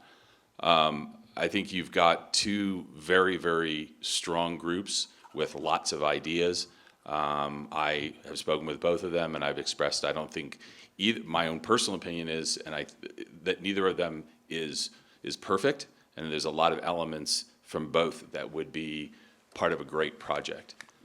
So in speaking to the board, speaking to staff, to the folks, the proponents of the two projects, I would just cite one of my favorite lines, which is, the pursuit of the perfect can be the enemy of the excellent.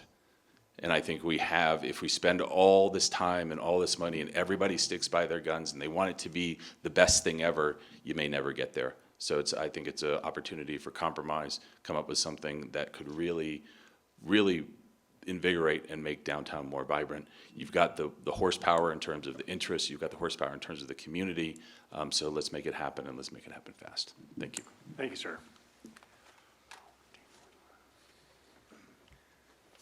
Good morning. Good morning. My name is John Walsh. I am a business owner in Tahoe City, and I too, born and raised in Squaw Valley. Had the opportunity to represent the U.S. ski team traveling around the world, but also to travel to every mountain community that Tahoe City continues to get compared to: Park City, Aspen, Vail, Jackson Hole. And I just got back from Sun Valley that just spent a lot of money on their Performing Arts Center. I have 3 children, and I'd like to think I'd speak for many of my family friends who can't be here, because that's the working class of Tahoe and Tahoe City. I know many of you have driven a long ways up here and don't get to spend as much time as you'd probably like to in Lake Tahoe, because it is beautiful and we offer a lot. I think that reiterating that many of my friends that can't be here are working in their businesses right now in Tahoe City and probably don't want to support something that's going to bring in competition, more retail shops with a lot of empty space. I've been to Oxbow, I've been to the Ferry Building. We're not San Francisco, and we're not Napa. Those are beautiful places, but we don't represent that same type of demographic. If you really look at the proximity to San Francisco and Napa, it is great. The thing missing in public schools up here, and I know personally my daughter's dance, is performing arts, music arts, and visual arts. And I think you guys can sit up there outside the community, come into our community, and really see what will benefit the families still living here and not just more retail space. There's a lot of kids, a lot of young kids coming up. He's got young kids. Mine are older. They're heading off to college. I have a few more, or one more still in high school. And I just think that as a community, I learned how to sail a boat off Commons Beach when I was 7 years old. It's a community place. It's a public building. And I really think that it would just behoove you guys to show community support, help the children up here of all the families that are still hanging in Tahoe City, which isn't incorporated like Truckee. And we rely on you guys to come up here and tell us how we can spend our tourist dollars better. Truckee gets to choose their own. We don't have a swimming pool. I think it's great that the other project has a swimming pool, but it's a privately owned swimming pool. I think our Parks and Rec have the ability to maybe get some funding from you guys and have a nice public swimming pool up on our public property up at the golf course. And I think the community would agree with that. But the community arts center that offers the visual, the music, and the dance is going to make the vibrancy of what Tamir was talking about just explode. So I ask you guys to really think hard about the community, the families that live here, that work here, to support us in helping the children. Thank you. Thank you. Mr. Chevalier. Hello, everybody. Again, JT Chevalier from the Downtown Association, and I'm just coming up here to speak to first thank Susie Vos, and then also to thank both of the presenters today. Both the Commonwealth and Siren Arts have reached out to the Downtown Association to communicate their interest in the project, and we just want to continue to offer our support as the Downtown Association to continue to be that platform and that conduit to the community, to let them know more information about what's happening with the process and the progress with the Station 51 Firehouse. So I just want to say thank you for making this a priority, because it is a huge project for Tahoe City, and we're looking forward to continue to be that conduit for you to really get that outreach out to the community in a quick and efficient format. So thank you. Thank you. Anyone else? All right, I will close the public comment, and we'll bring, let's see, we were being asked to, regarding the Tahoe City Firehouse properties. Oh, I'm sorry, Supervisor Duran, do you have? No, I just had a couple of comments. First of all, appreciate the discussion that everybody's having here. The one concern I have is everybody's kind of looking at us to kind of do something here. And we've got two projects. If the community really wants to get something done, I really encourage you guys to get together and kind of figure this out. Because I'll give you an example. We had a project down in my district, District 1, called the Fairgrounds. We did some studies on it. The community came together. Phase 1 is done, folks. We're about ready to start Phase 2. So with two projects on the deck, I'm telling you, everything that Samir says can happen is most likely to happen. So the sooner that you get on the same page, and I don't care how you do it, that's how you get stuff done. All right, waiting and fighting over territory and fighting over whose project is the best, that doesn't get you anywhere. That just increases the likelihood of this project going south quickly. So I would encourage both parties to get together and figure it out ASAP. As soon as you do that, we can move as fast as you want to go. But that has to happen first. So I want to put that on your backs to bring us a project that everybody can agree on. Because you know how things go up here on projects that everybody can agree on. So. I did have a few comments, and I want to start by thanking county staff and the volunteers who helped move this process forward. I think this has been a really great public process that was very responsive to community input, and I think we see it reflected today in the comments today. Similar to what Jack had to say, I think there is a potential here for some sort of blending of both of these projects. I don't know how that happens. I'm not a project planner, but I think there's a critical need for performance art space in the area. And talking with the Dobrinsky brothers, I've encouraged them to reach out to Siren Arts. I've encouraged Siren Arts to have conversations with them to see if there is something they can agree upon. And I don't have an outcome on that, but I think there's a possibility. The other thing that I've shared with Justin and Kelly is that I agree with Brandon. I don't want to see, competing retail come into this area. And if you look at models like the Ferry Building, like Oxbow, like Pike's Place, what they have represented in those are local businesses with sort of additional stall-type storefronts. And so they're not actually competing. They're not new businesses that are coming in that are going to undercut existing businesses, but they're opportunities for existing businesses. Like, funny, you mentioned Tahoe City Chocolates. I was actually literally thinking about that just before that came up. It's opportunities for other existing businesses in the area to have a small storefront and then say, hey, you like what you see here? Go to our other larger retail storefront down the street, and then you've got some additional opportunities. I think it could be a great way to introduce people to the existing retailers in the Tahoe City area and, be that rising tide, truly, that lifts all boats. Again, I don't know how you get there or if we get there, but my understanding is that it's a proposal for a multi-level structure, the Dobrinskys. Maybe one of those levels is devoted to a performing arts space. Maybe there's a way to make that happen. So I'm delighted to see both these projects moving forward because I think they both have incredibly potentially beneficial things to bring to the greater Tahoe City area. Like Jack, I would encourage you guys to continue any conversations that you are having. And maybe you don't come to some sort of agreement. Maybe it's still two very distinct proposals that move forward, and then we go through that process. But I'm delighted by the Siren Arts proposal, and I'm delighted to see what's moving forward with the Commonwealth, and hope that we can get to something that serves the greater community. That's it. Thank you.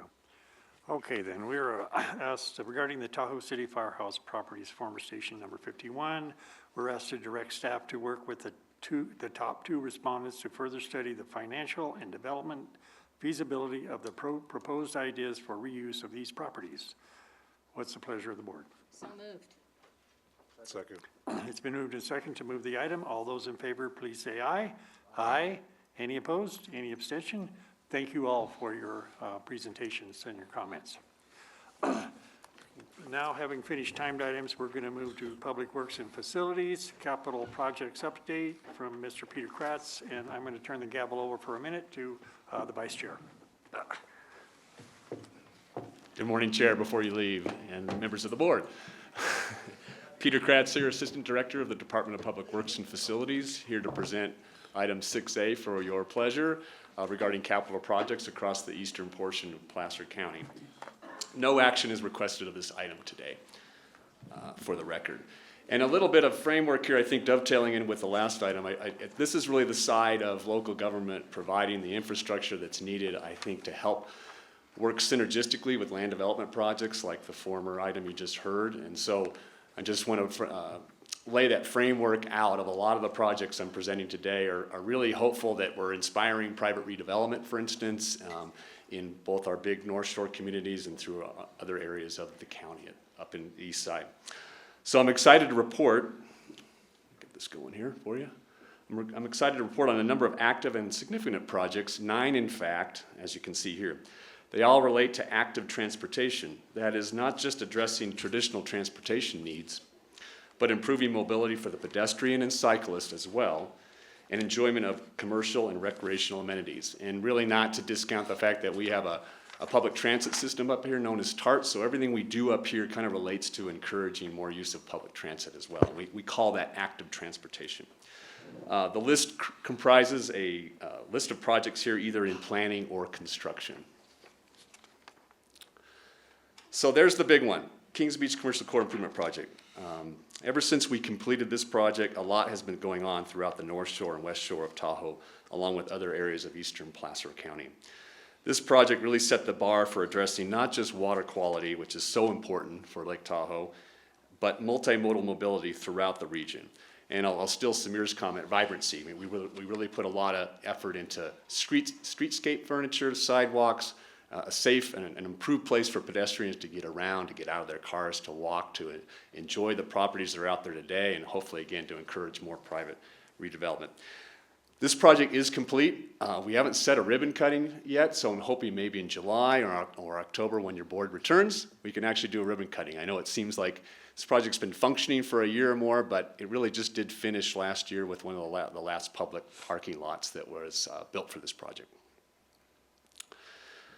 So moving on to projects that are in planning, this project that you see here represents a continuation of the recently completed Kings Beach Commercial Core Improvement Project with a multimodal friendly design. We have submitted what's called an intersection control evaluation document to Caltrans, which will help initiate planning efforts for this project. We plan to launch the environmental and design phases this summer, including engagement with the public and community to receive their input. And just to orientate you, this is the intersection of Highway 28 and 267, just west of here. And really to denote the fact that back in the day when we designed and built the Kings Beach Commercial Core Improvement Project with 2 roundabouts, Caltrans didn't have a policy back then like they do today. Today, as you see up there, Caltrans really, they prioritize intersection improvements in terms of looking at a roundabout first and foremost before other intersection control infrastructure is considered. So I think we have a stronger partnership with our state partner with this project. Of course, we'll look at the existing signal that is there today and compare it to how a roundabout functions both for the automobile and the pedestrian.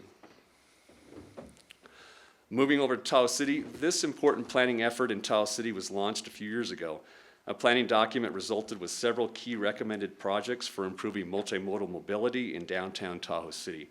In fact, it laid the framework for much of what was adopted in the recent Tahoe Basin Area Plan for Placer County. For instance, we see here up to 200 pedestrians per hour at Grove Street crossing Highway 28 during the peak of the summer. This is the busiest crosswalk in downtown Tahoe City, so the recommendation is to install a pedestrian crossing control device, and we are working with Caltrans to finalize the design. One of the elements of this mobility plan was a comprehensive overview of how autos get around Tahoe City. Seasonal congestion occurs due to high pedestrian volumes, as I pointed out earlier, multiple driveways into the commercial corridor, and a lack of directional or wayfinding signage. Also, we have what we call the Lakeshore Trail System that goes along the lake from Kings Beach down towards West Shore. And in this section right here, we have the infamous gap. And so that creates more friction in the summertime where people are trying to find their way off the highway to get from the core of Tahoe City down towards Fanny Bridge.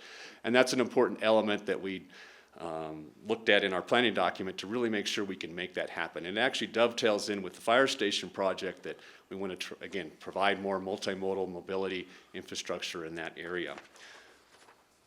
Let's see. Another element that came out of the planning effort here for Tahoe City was to develop a preliminary design for additional public parking, really dealing with that auto congestion issue that I described earlier. And so that improves auto circulation, and it also improves pedestrian safety and mobility. And as you can see, the existing Grove Street public parking lot, which is here, this is Grove Street, this is Highway 28. The idea here is to not just provide more parking, which is all of this behind the existing golf course, but really a lot of this in here is existing parking that's private, and it's fenced, and you can only park here to go to this restaurant, and you can only park here to go here. We're actually working with property owners in this project, and it's not easy, but to really consolidate all this parking so it's considered all public, so we get away from private public. And there'll be some things to get through in terms of a policy thing, not just building more parking, but really, again, consolidate the private parking with the proposed public parking. Part of this as well, as you can see these 3 circles quickly, is that By doing a lot of this, we want to try to remove some of the existing commercial driveways. Not a simple thing to propose to the business owners, but the idea here is you can provide more storefront business opportunities, get rid of some highway friction with getting rid of some of these driveways, and really get more wayfinding signage to get people off the highway, park their car so they can walk and have that Main Street experience. We're also trying to propose, believe it or not, I know this is a sacrilegious proposal, but getting rid of some on-highway parking as part of this plan as well, because again, you want those businesses to be visible from the highway, get more bikes, peds out on that highway, and reduce that conflict with the automobile. Switching over to multi-use trail projects for the region, we have 60 miles of total paved trail in this portion of Placer County, with about 30 miles complete. And the simple breakdown here, as you can see, is these are the planned trails in red, and the existing trails that we have are in blue. Trail locations include Truckee River, Martis Valley, the north and west shores of the Tahoe Basin, and Squaw Valley. The plan as shown here is to complete what we call the Resort Triangle, Highway 89, Highway 267, Highway 28, with a continuous multi-use trail system linking communities and recreational destinations along the North Shore, West Shore, Truckee River, Martis Valley, and the town of Truckee. These trails, as a reminder, are a Tier 1 or top priority in the county's tourism master plan, and they were certainly reiterated recently by the community in the recent TOT update process led by CEO. These trails are led or funded, and I do want to make comment that these trails just couldn't happen by the county alone. They're either built or they're funded in combination by a number of agencies, and I just want to point them out. The Tahoe Transportation District, the Tahoe Regional Planning Agency, the Tahoe City PUD, the North Tahoe PUD, the California Tahoe Conservancy, the Squaw Valley Public Services District, the North Star Community Services District. These are all agencies that we try to work together with the county to complete these projects. Again, they couldn't be done by one entity alone.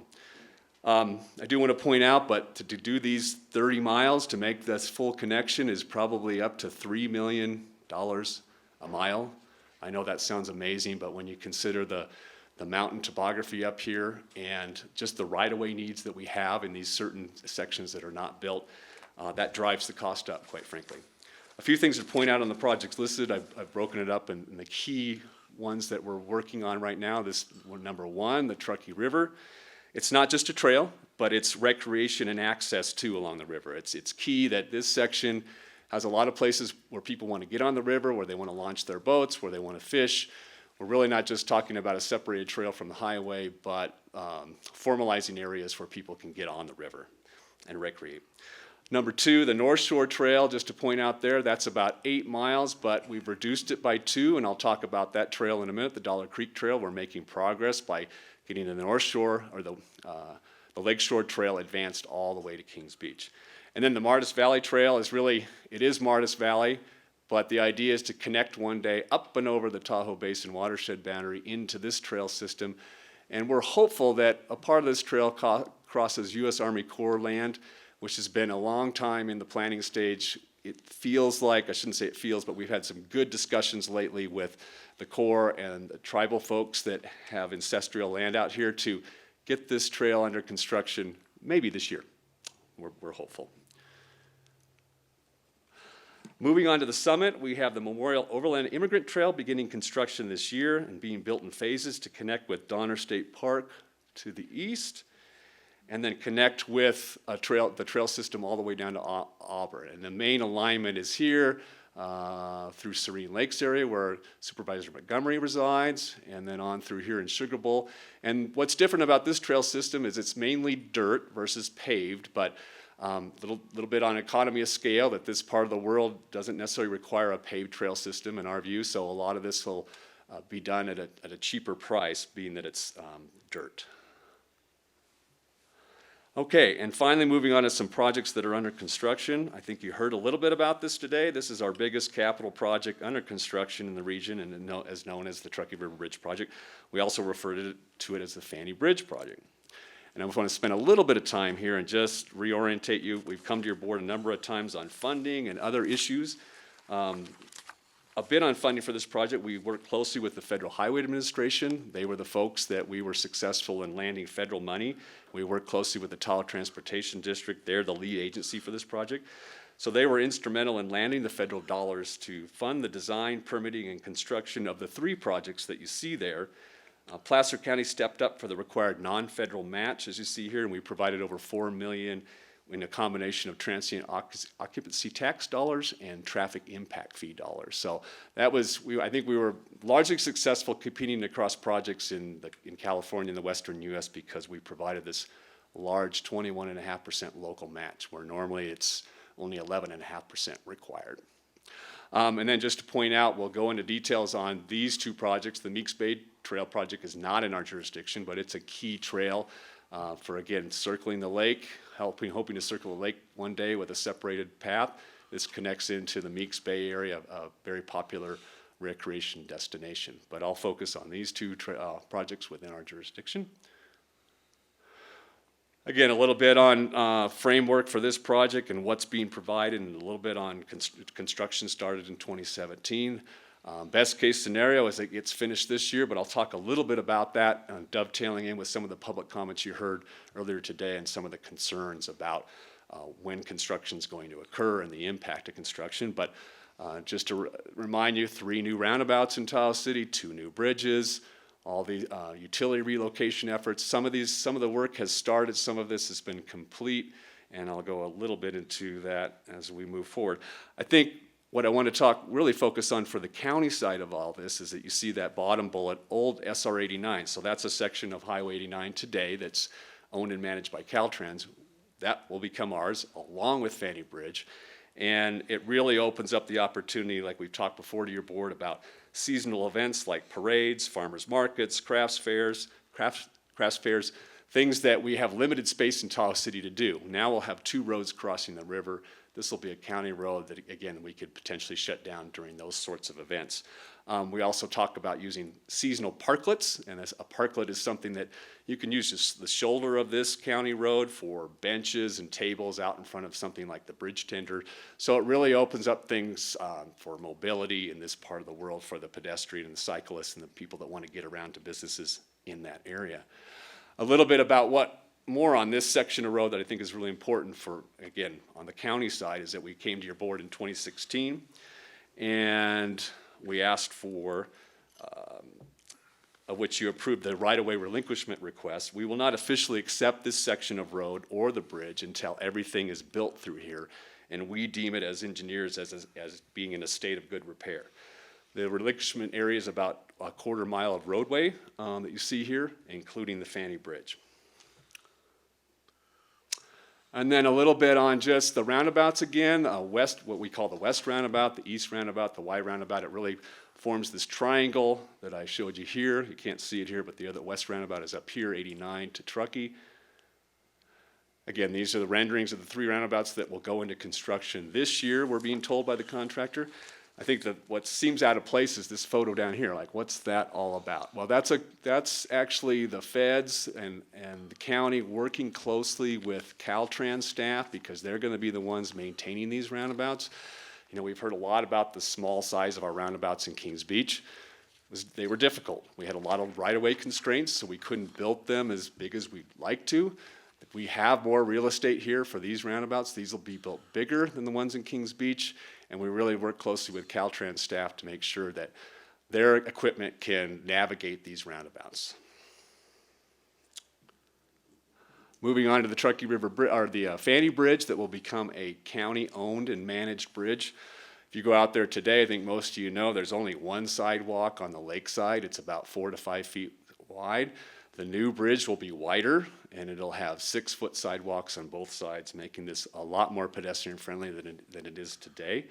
Also, the signal will be reconfigured so that when the ped hits his or her green phase, they can cross anywhere on the bridge. So this will be built with signals on both ends, and anyone can cross during the green phase. So again, another pedestrian friendly feature of this project.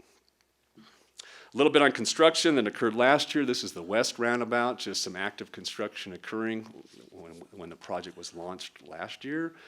a section of the new Highway 89 alignment connecting the west roundabout to the east roundabout. This is looking north towards the new bridge that is also under construction as we close in on it. What you can see there are the partial construction, the footings that were built late last year.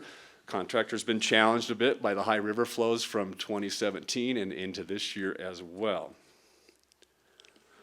Utility relocation, a major part of this project, like all projects, is utility relocation. This is the sewer that was right there near one of the roundabouts that was fully relocated last year. And then a little bit about schedule. This estimated schedule could change, as you see here, but this is, again, best case scenario that all these things get done this year. I'll talk a little bit more about that with the next slide and some of the concerns that Richard and some business owners had that expressed to you earlier.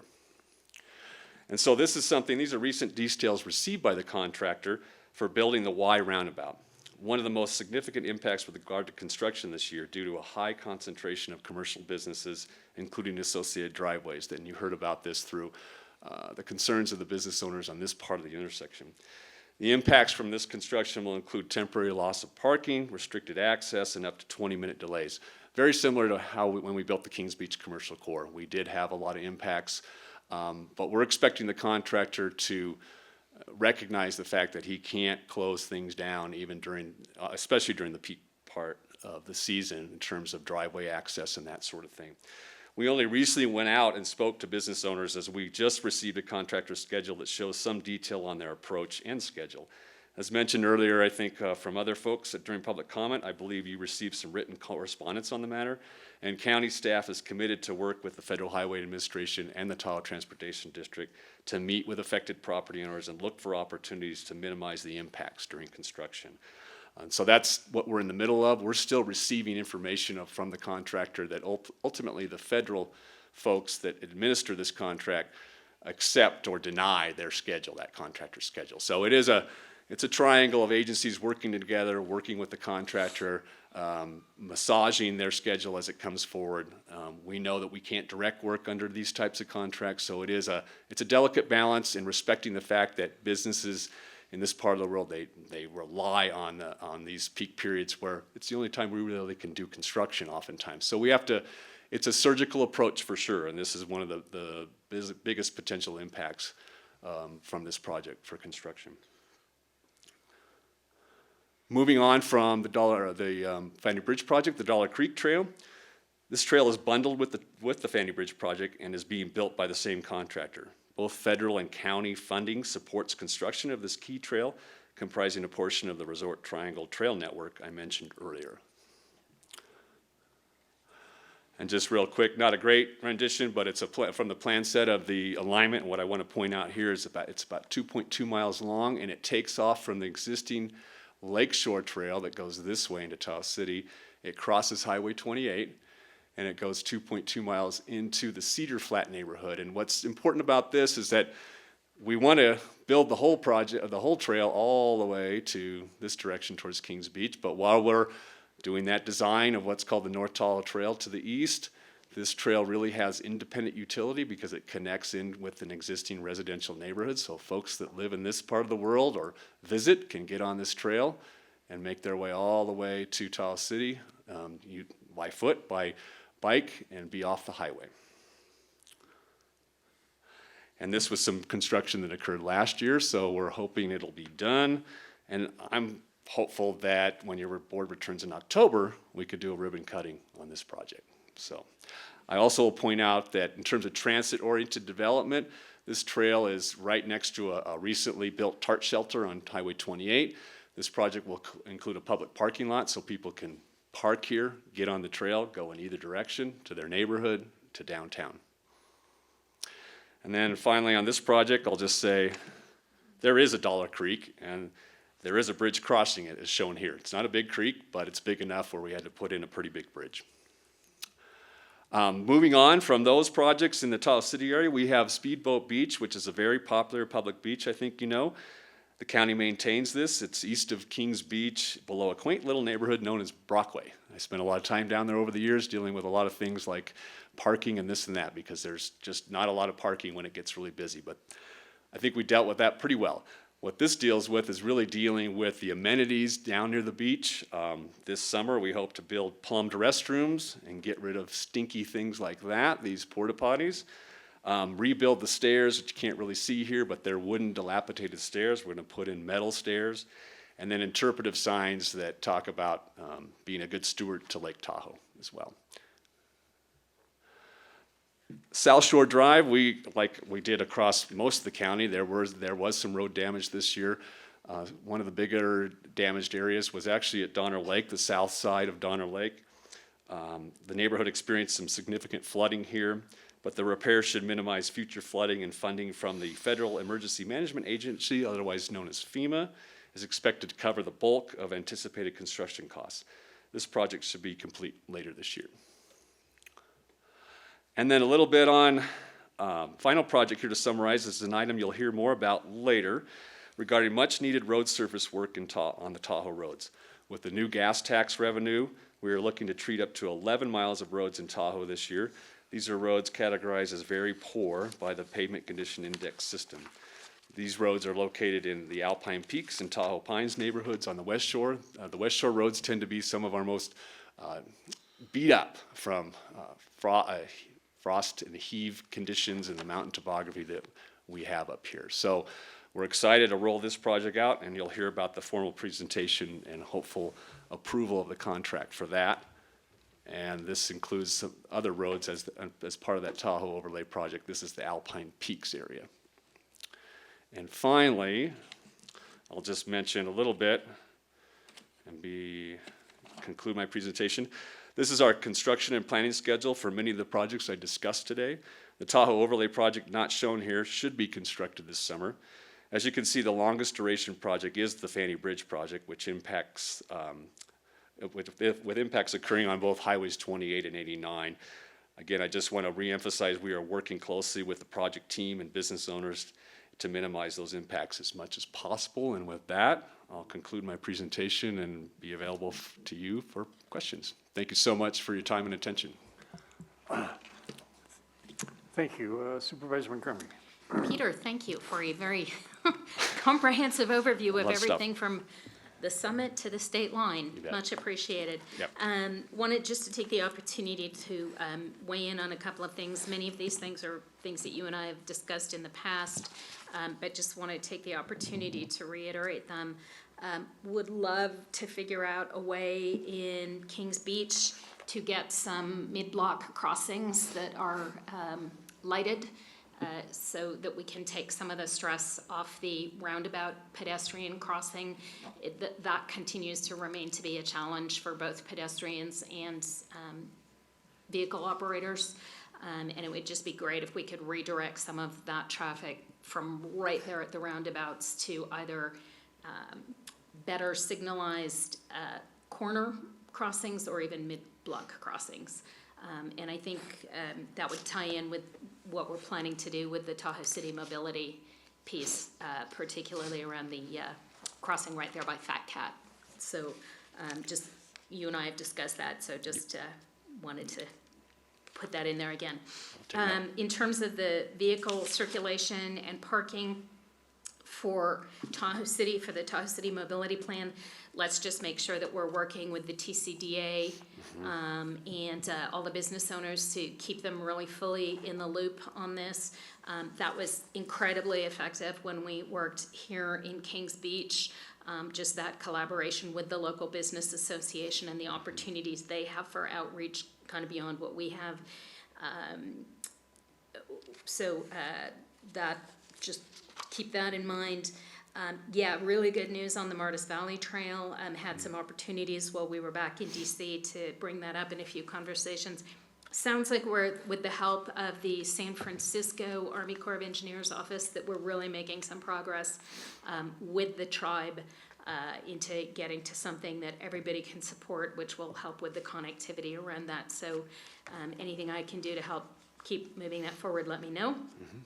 Memorial Overland Immigrant Trail, yes, it does go right near my home, and this is one of the reasons that I am a huge advocate for trails, because I have seen with the acquisition by the Truckee Donner Land Trust of the land around Serene Lakes, and all the very public trails that they opened up, it is actually a benefit to communities, and it is a benefit to all of us economically. My property value increased significantly by having public trails, and that's a message that we need to figure out how to do a better job of sharing with people, that this is not a negative or adverse effect on people when we have trails. It is actually beneficial to them, to their health, but also to their economic health. Truckee River Bridge project, just wanted to get a clarification. My understanding, and you now have this new schedule, which I haven't seen, or proposed schedule, I should say. My understanding was they were going to finish the lower bridge crossing before they did anything to Fanny Bridge, so that there would be a fully operational bridge crossing and road through the old 64 acres before the Fanny Bridge project itself started. Is that still the vision? That's still the vision, and we're still working closely and having dialogue with the contractor about that is laid out in their in the plans and specifications that the contractor bid on. They may have a slightly different interpretation. I believe the federal folks that are administering the contract are holding the line and saying, no, you might be able to do some construction on the roundabouts, but you can't start tearing that second bridge down. So there's again, just we're doing our best to hold the line with the contractor. They fell behind last summer for a variety of different reasons, so they're trying to make up for lost time now. We have to assume that they're going to try to do a lot this year. We have to keep them, within the constraints of the plans and remind them what they bid on, that they can't just open everything up at one time. And yeah, because I will just tell you, I will be one of those people out there chaining myself to trees if they don't get the new bridge fully constructed and opened to traffic before they put a finger on Fanny Bridge. On Fanny Bridge. And I know there's concern too by Richard and others that absolutely, when Fanny Bridge actually gets rebuilt, even if the new bridge is built and functioning, there's a concern that, are you gonna tear up the old bridge in July and August? And that's something that we're, again, concerned about, that we can't really control from the contractor perspective.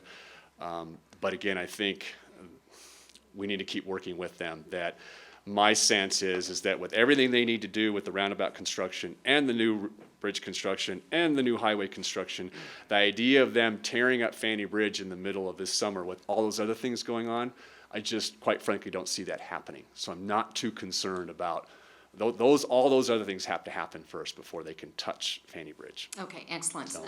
Anything I can do to help you with that, let me know. Will do. Related to that, one of the lessons that we learned out of the Kings Beach project is that the Kings Beach project initially was going to be basically a 3-year project, and the Kings Beach community came back to us after the first year and said, we want extended hours, we want nighttime operations the second year so we can just get this darn thing done more quickly. And anything we can do to, extend the hours in the evening and the morning, I know it's noisy and it's problematic for some people, but it was a really valuable lesson that we learned out of the process with Q&D here in Kings Beach, that anything we can do to shorten the whole overall construction time frame is much appreciated by the community. Short-term pain, long-term gain. Agreed. So just keep working on that one. Talked about that. Dollar Creek Trail, I know we had some challenges with the contractor in the fall in terms of buttoning that project up for the winter. Any idea on how that has been resolved, or if it has been resolved? I think it's been resolved just from the lack of correspondence I've received from the community and people that are out there. So we got through this winter. I know there's been some things with just garbage and the way they winterized that project, but I think for the most part we're past that. Okay. I'll say. Good. Yeah, I have not received any emails recently either, so I'm hopeful. Speedboat Beach, really delighted that that's moving forward. And again, absolutely delighted that that project and that set of improvements was arrived at in collaboration with the neighborhood. And I think that is just such an important model for us, particularly when we're talking about small scale projects like this, that there really are opportunities for us to really sit down with folks and say, how do we make this best for everybody? So thank you very much. I know it was not simple, but I believe you guys got a barbecue from the neighborhood, and thank you. That's So right. apparently we did good. Yes. And I will wait for any comments on the Tahoe overlay project, since we'll be doing that a bit later. But really, thank you for the update. Welcome. Thank you for all the information, and thanks to your very small but dedicated staff for all the work that they do on this with all our partners. You're welcome. Thank you very much. Thank you to all of you. Appreciate it. Supervisor Duran. Oh, no. I mean, Supervisor Ewer. Sure? Yeah. Okay. I wasn't sir. really able to tell from the illustrations, and I don't recall from when our board took action on the 3 roundabouts associated with the Fanning Bridge project. Single lane or dual lane? Single lane. All 3 are single? All 3 are single lane. The west roundabout is being built to accommodate a second lane if traffic volumes grow to that, to a level in the future. So it could be converted to a second lane if necessary, but it's being built as a single lane. The one at the current Y, that's a Single lane. and that's. Correct. We think will properly handle that volume once the other one's in place. We do. We do. Okay. All right. As I recall, it's a single lane roundabout, but it also has some sort of traffic easing semi-lanes. I'm not quite sure how to describe it. Well, you've got the free, like what I call, what you see here in the Y roundabout, Supervisor Euler and Montgomery, is, believe it or not, they're not free rights in here. These are parking areas for the businesses on both sides. So, but the traffic, we've analyzed the traffic. It's going to be split between the 2 roadways as we've analyzed, and that's one of the reasons why we think a single lane will function okay here. Yeah, the idea, Supervisor Euler, is that the east and west roundabout connections between the old 64 acres will actually take a significant amount of traffic out of that Y. Right. Yeah. No, that's, Yeah. all right, thank you. All right, any more questions or comments? Anyone in the audience wish to address the board on this item? Seeing none, thank you very much, Peter. Thanks. We'll now move to department item 6B, HVAC preventative maintenance services. And this is with, you're not Kevin. No, hi, I'm Brad Boulay, your building maintenance superintendent. Yes. Good morning, Hi, Brad. Chair Holmes and fellow board members, Ms. Schwab, Mr. Leopold. I'm here to present a change order for our subcontractor, ACO Engineering Services. The contract provides for HVAC maintenance services, repair, and building automation system management. Some of the details of the ACO, the current ACO agreement is authorized for $400K. And we're asking the board to approve a change order for an increased amount of $322,000 to a maximum amount of $722,000. Funding for this increase is provided by the building maintenance fiscal year's 17-18 final budget. Also Capital Project Fund 4997, which is the countywide HVAC budget, and the Capital Project Fund 4929, which is for the memorial halls. We are also requesting the board to approve the options to renew for 2 additional 1-year periods for a maximum amount of $700,000 annually, and authorize the purchasing manager to sign all required documents. To provide some, To provide some additional background information and perspective, we have initiated over 121 repair projects on existing HVAC equipment countywide since July of 2017. And these range from a dollar value of $64.50 to $22,163. So I wanted to show you highlight a couple projects that we've done The first one is the Finance Administration Building valve replacement. This building has a large central plant. Any large component like this that goes down shuts down the entire building. This valve failed and restricted cold water into the building, which basically shut us down until the valve was replaced. As you can see, it's a pretty large valve. This was a project that cost $17,646. We did it over a weekend. We had to bring in a portable chiller to continue to cool the building because this building supports our main servers for the county. The next project I'd like to highlight is the Administration Annex, also a central plant building. This was the $22,163 project to replace multiple chiller compressors. This is a staged central plant. As demand in the building goes up, the stages kick in. This was the first stage, so we were down right away in the building. We did rewire the second stage to become the first stage, which bought us more time to get these items, which were long lead items.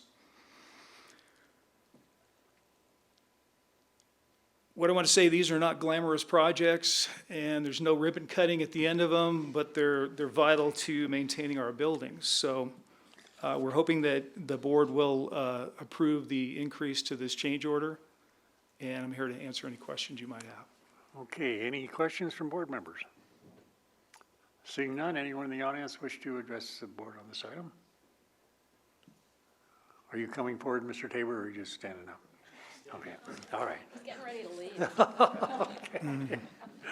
Okay, we're asked to approve a change order to an agreement with ACCO Engineering Systems and adopt an option to renew the agreement for 2-year additional 1-year periods. What's the pleasure of the board? It's been moved and seconded to approve the items, B, 1 and 2. All those in favor, please say aye. Aye. Any opposed, any abstentions? The item is moved. Thank you very much. Thank you. And thank you, Kevin. Oh, you're coming forward now. Now I see what you're up to. Yes, sir, with the glamorous project. Okay. Unlike Brad's.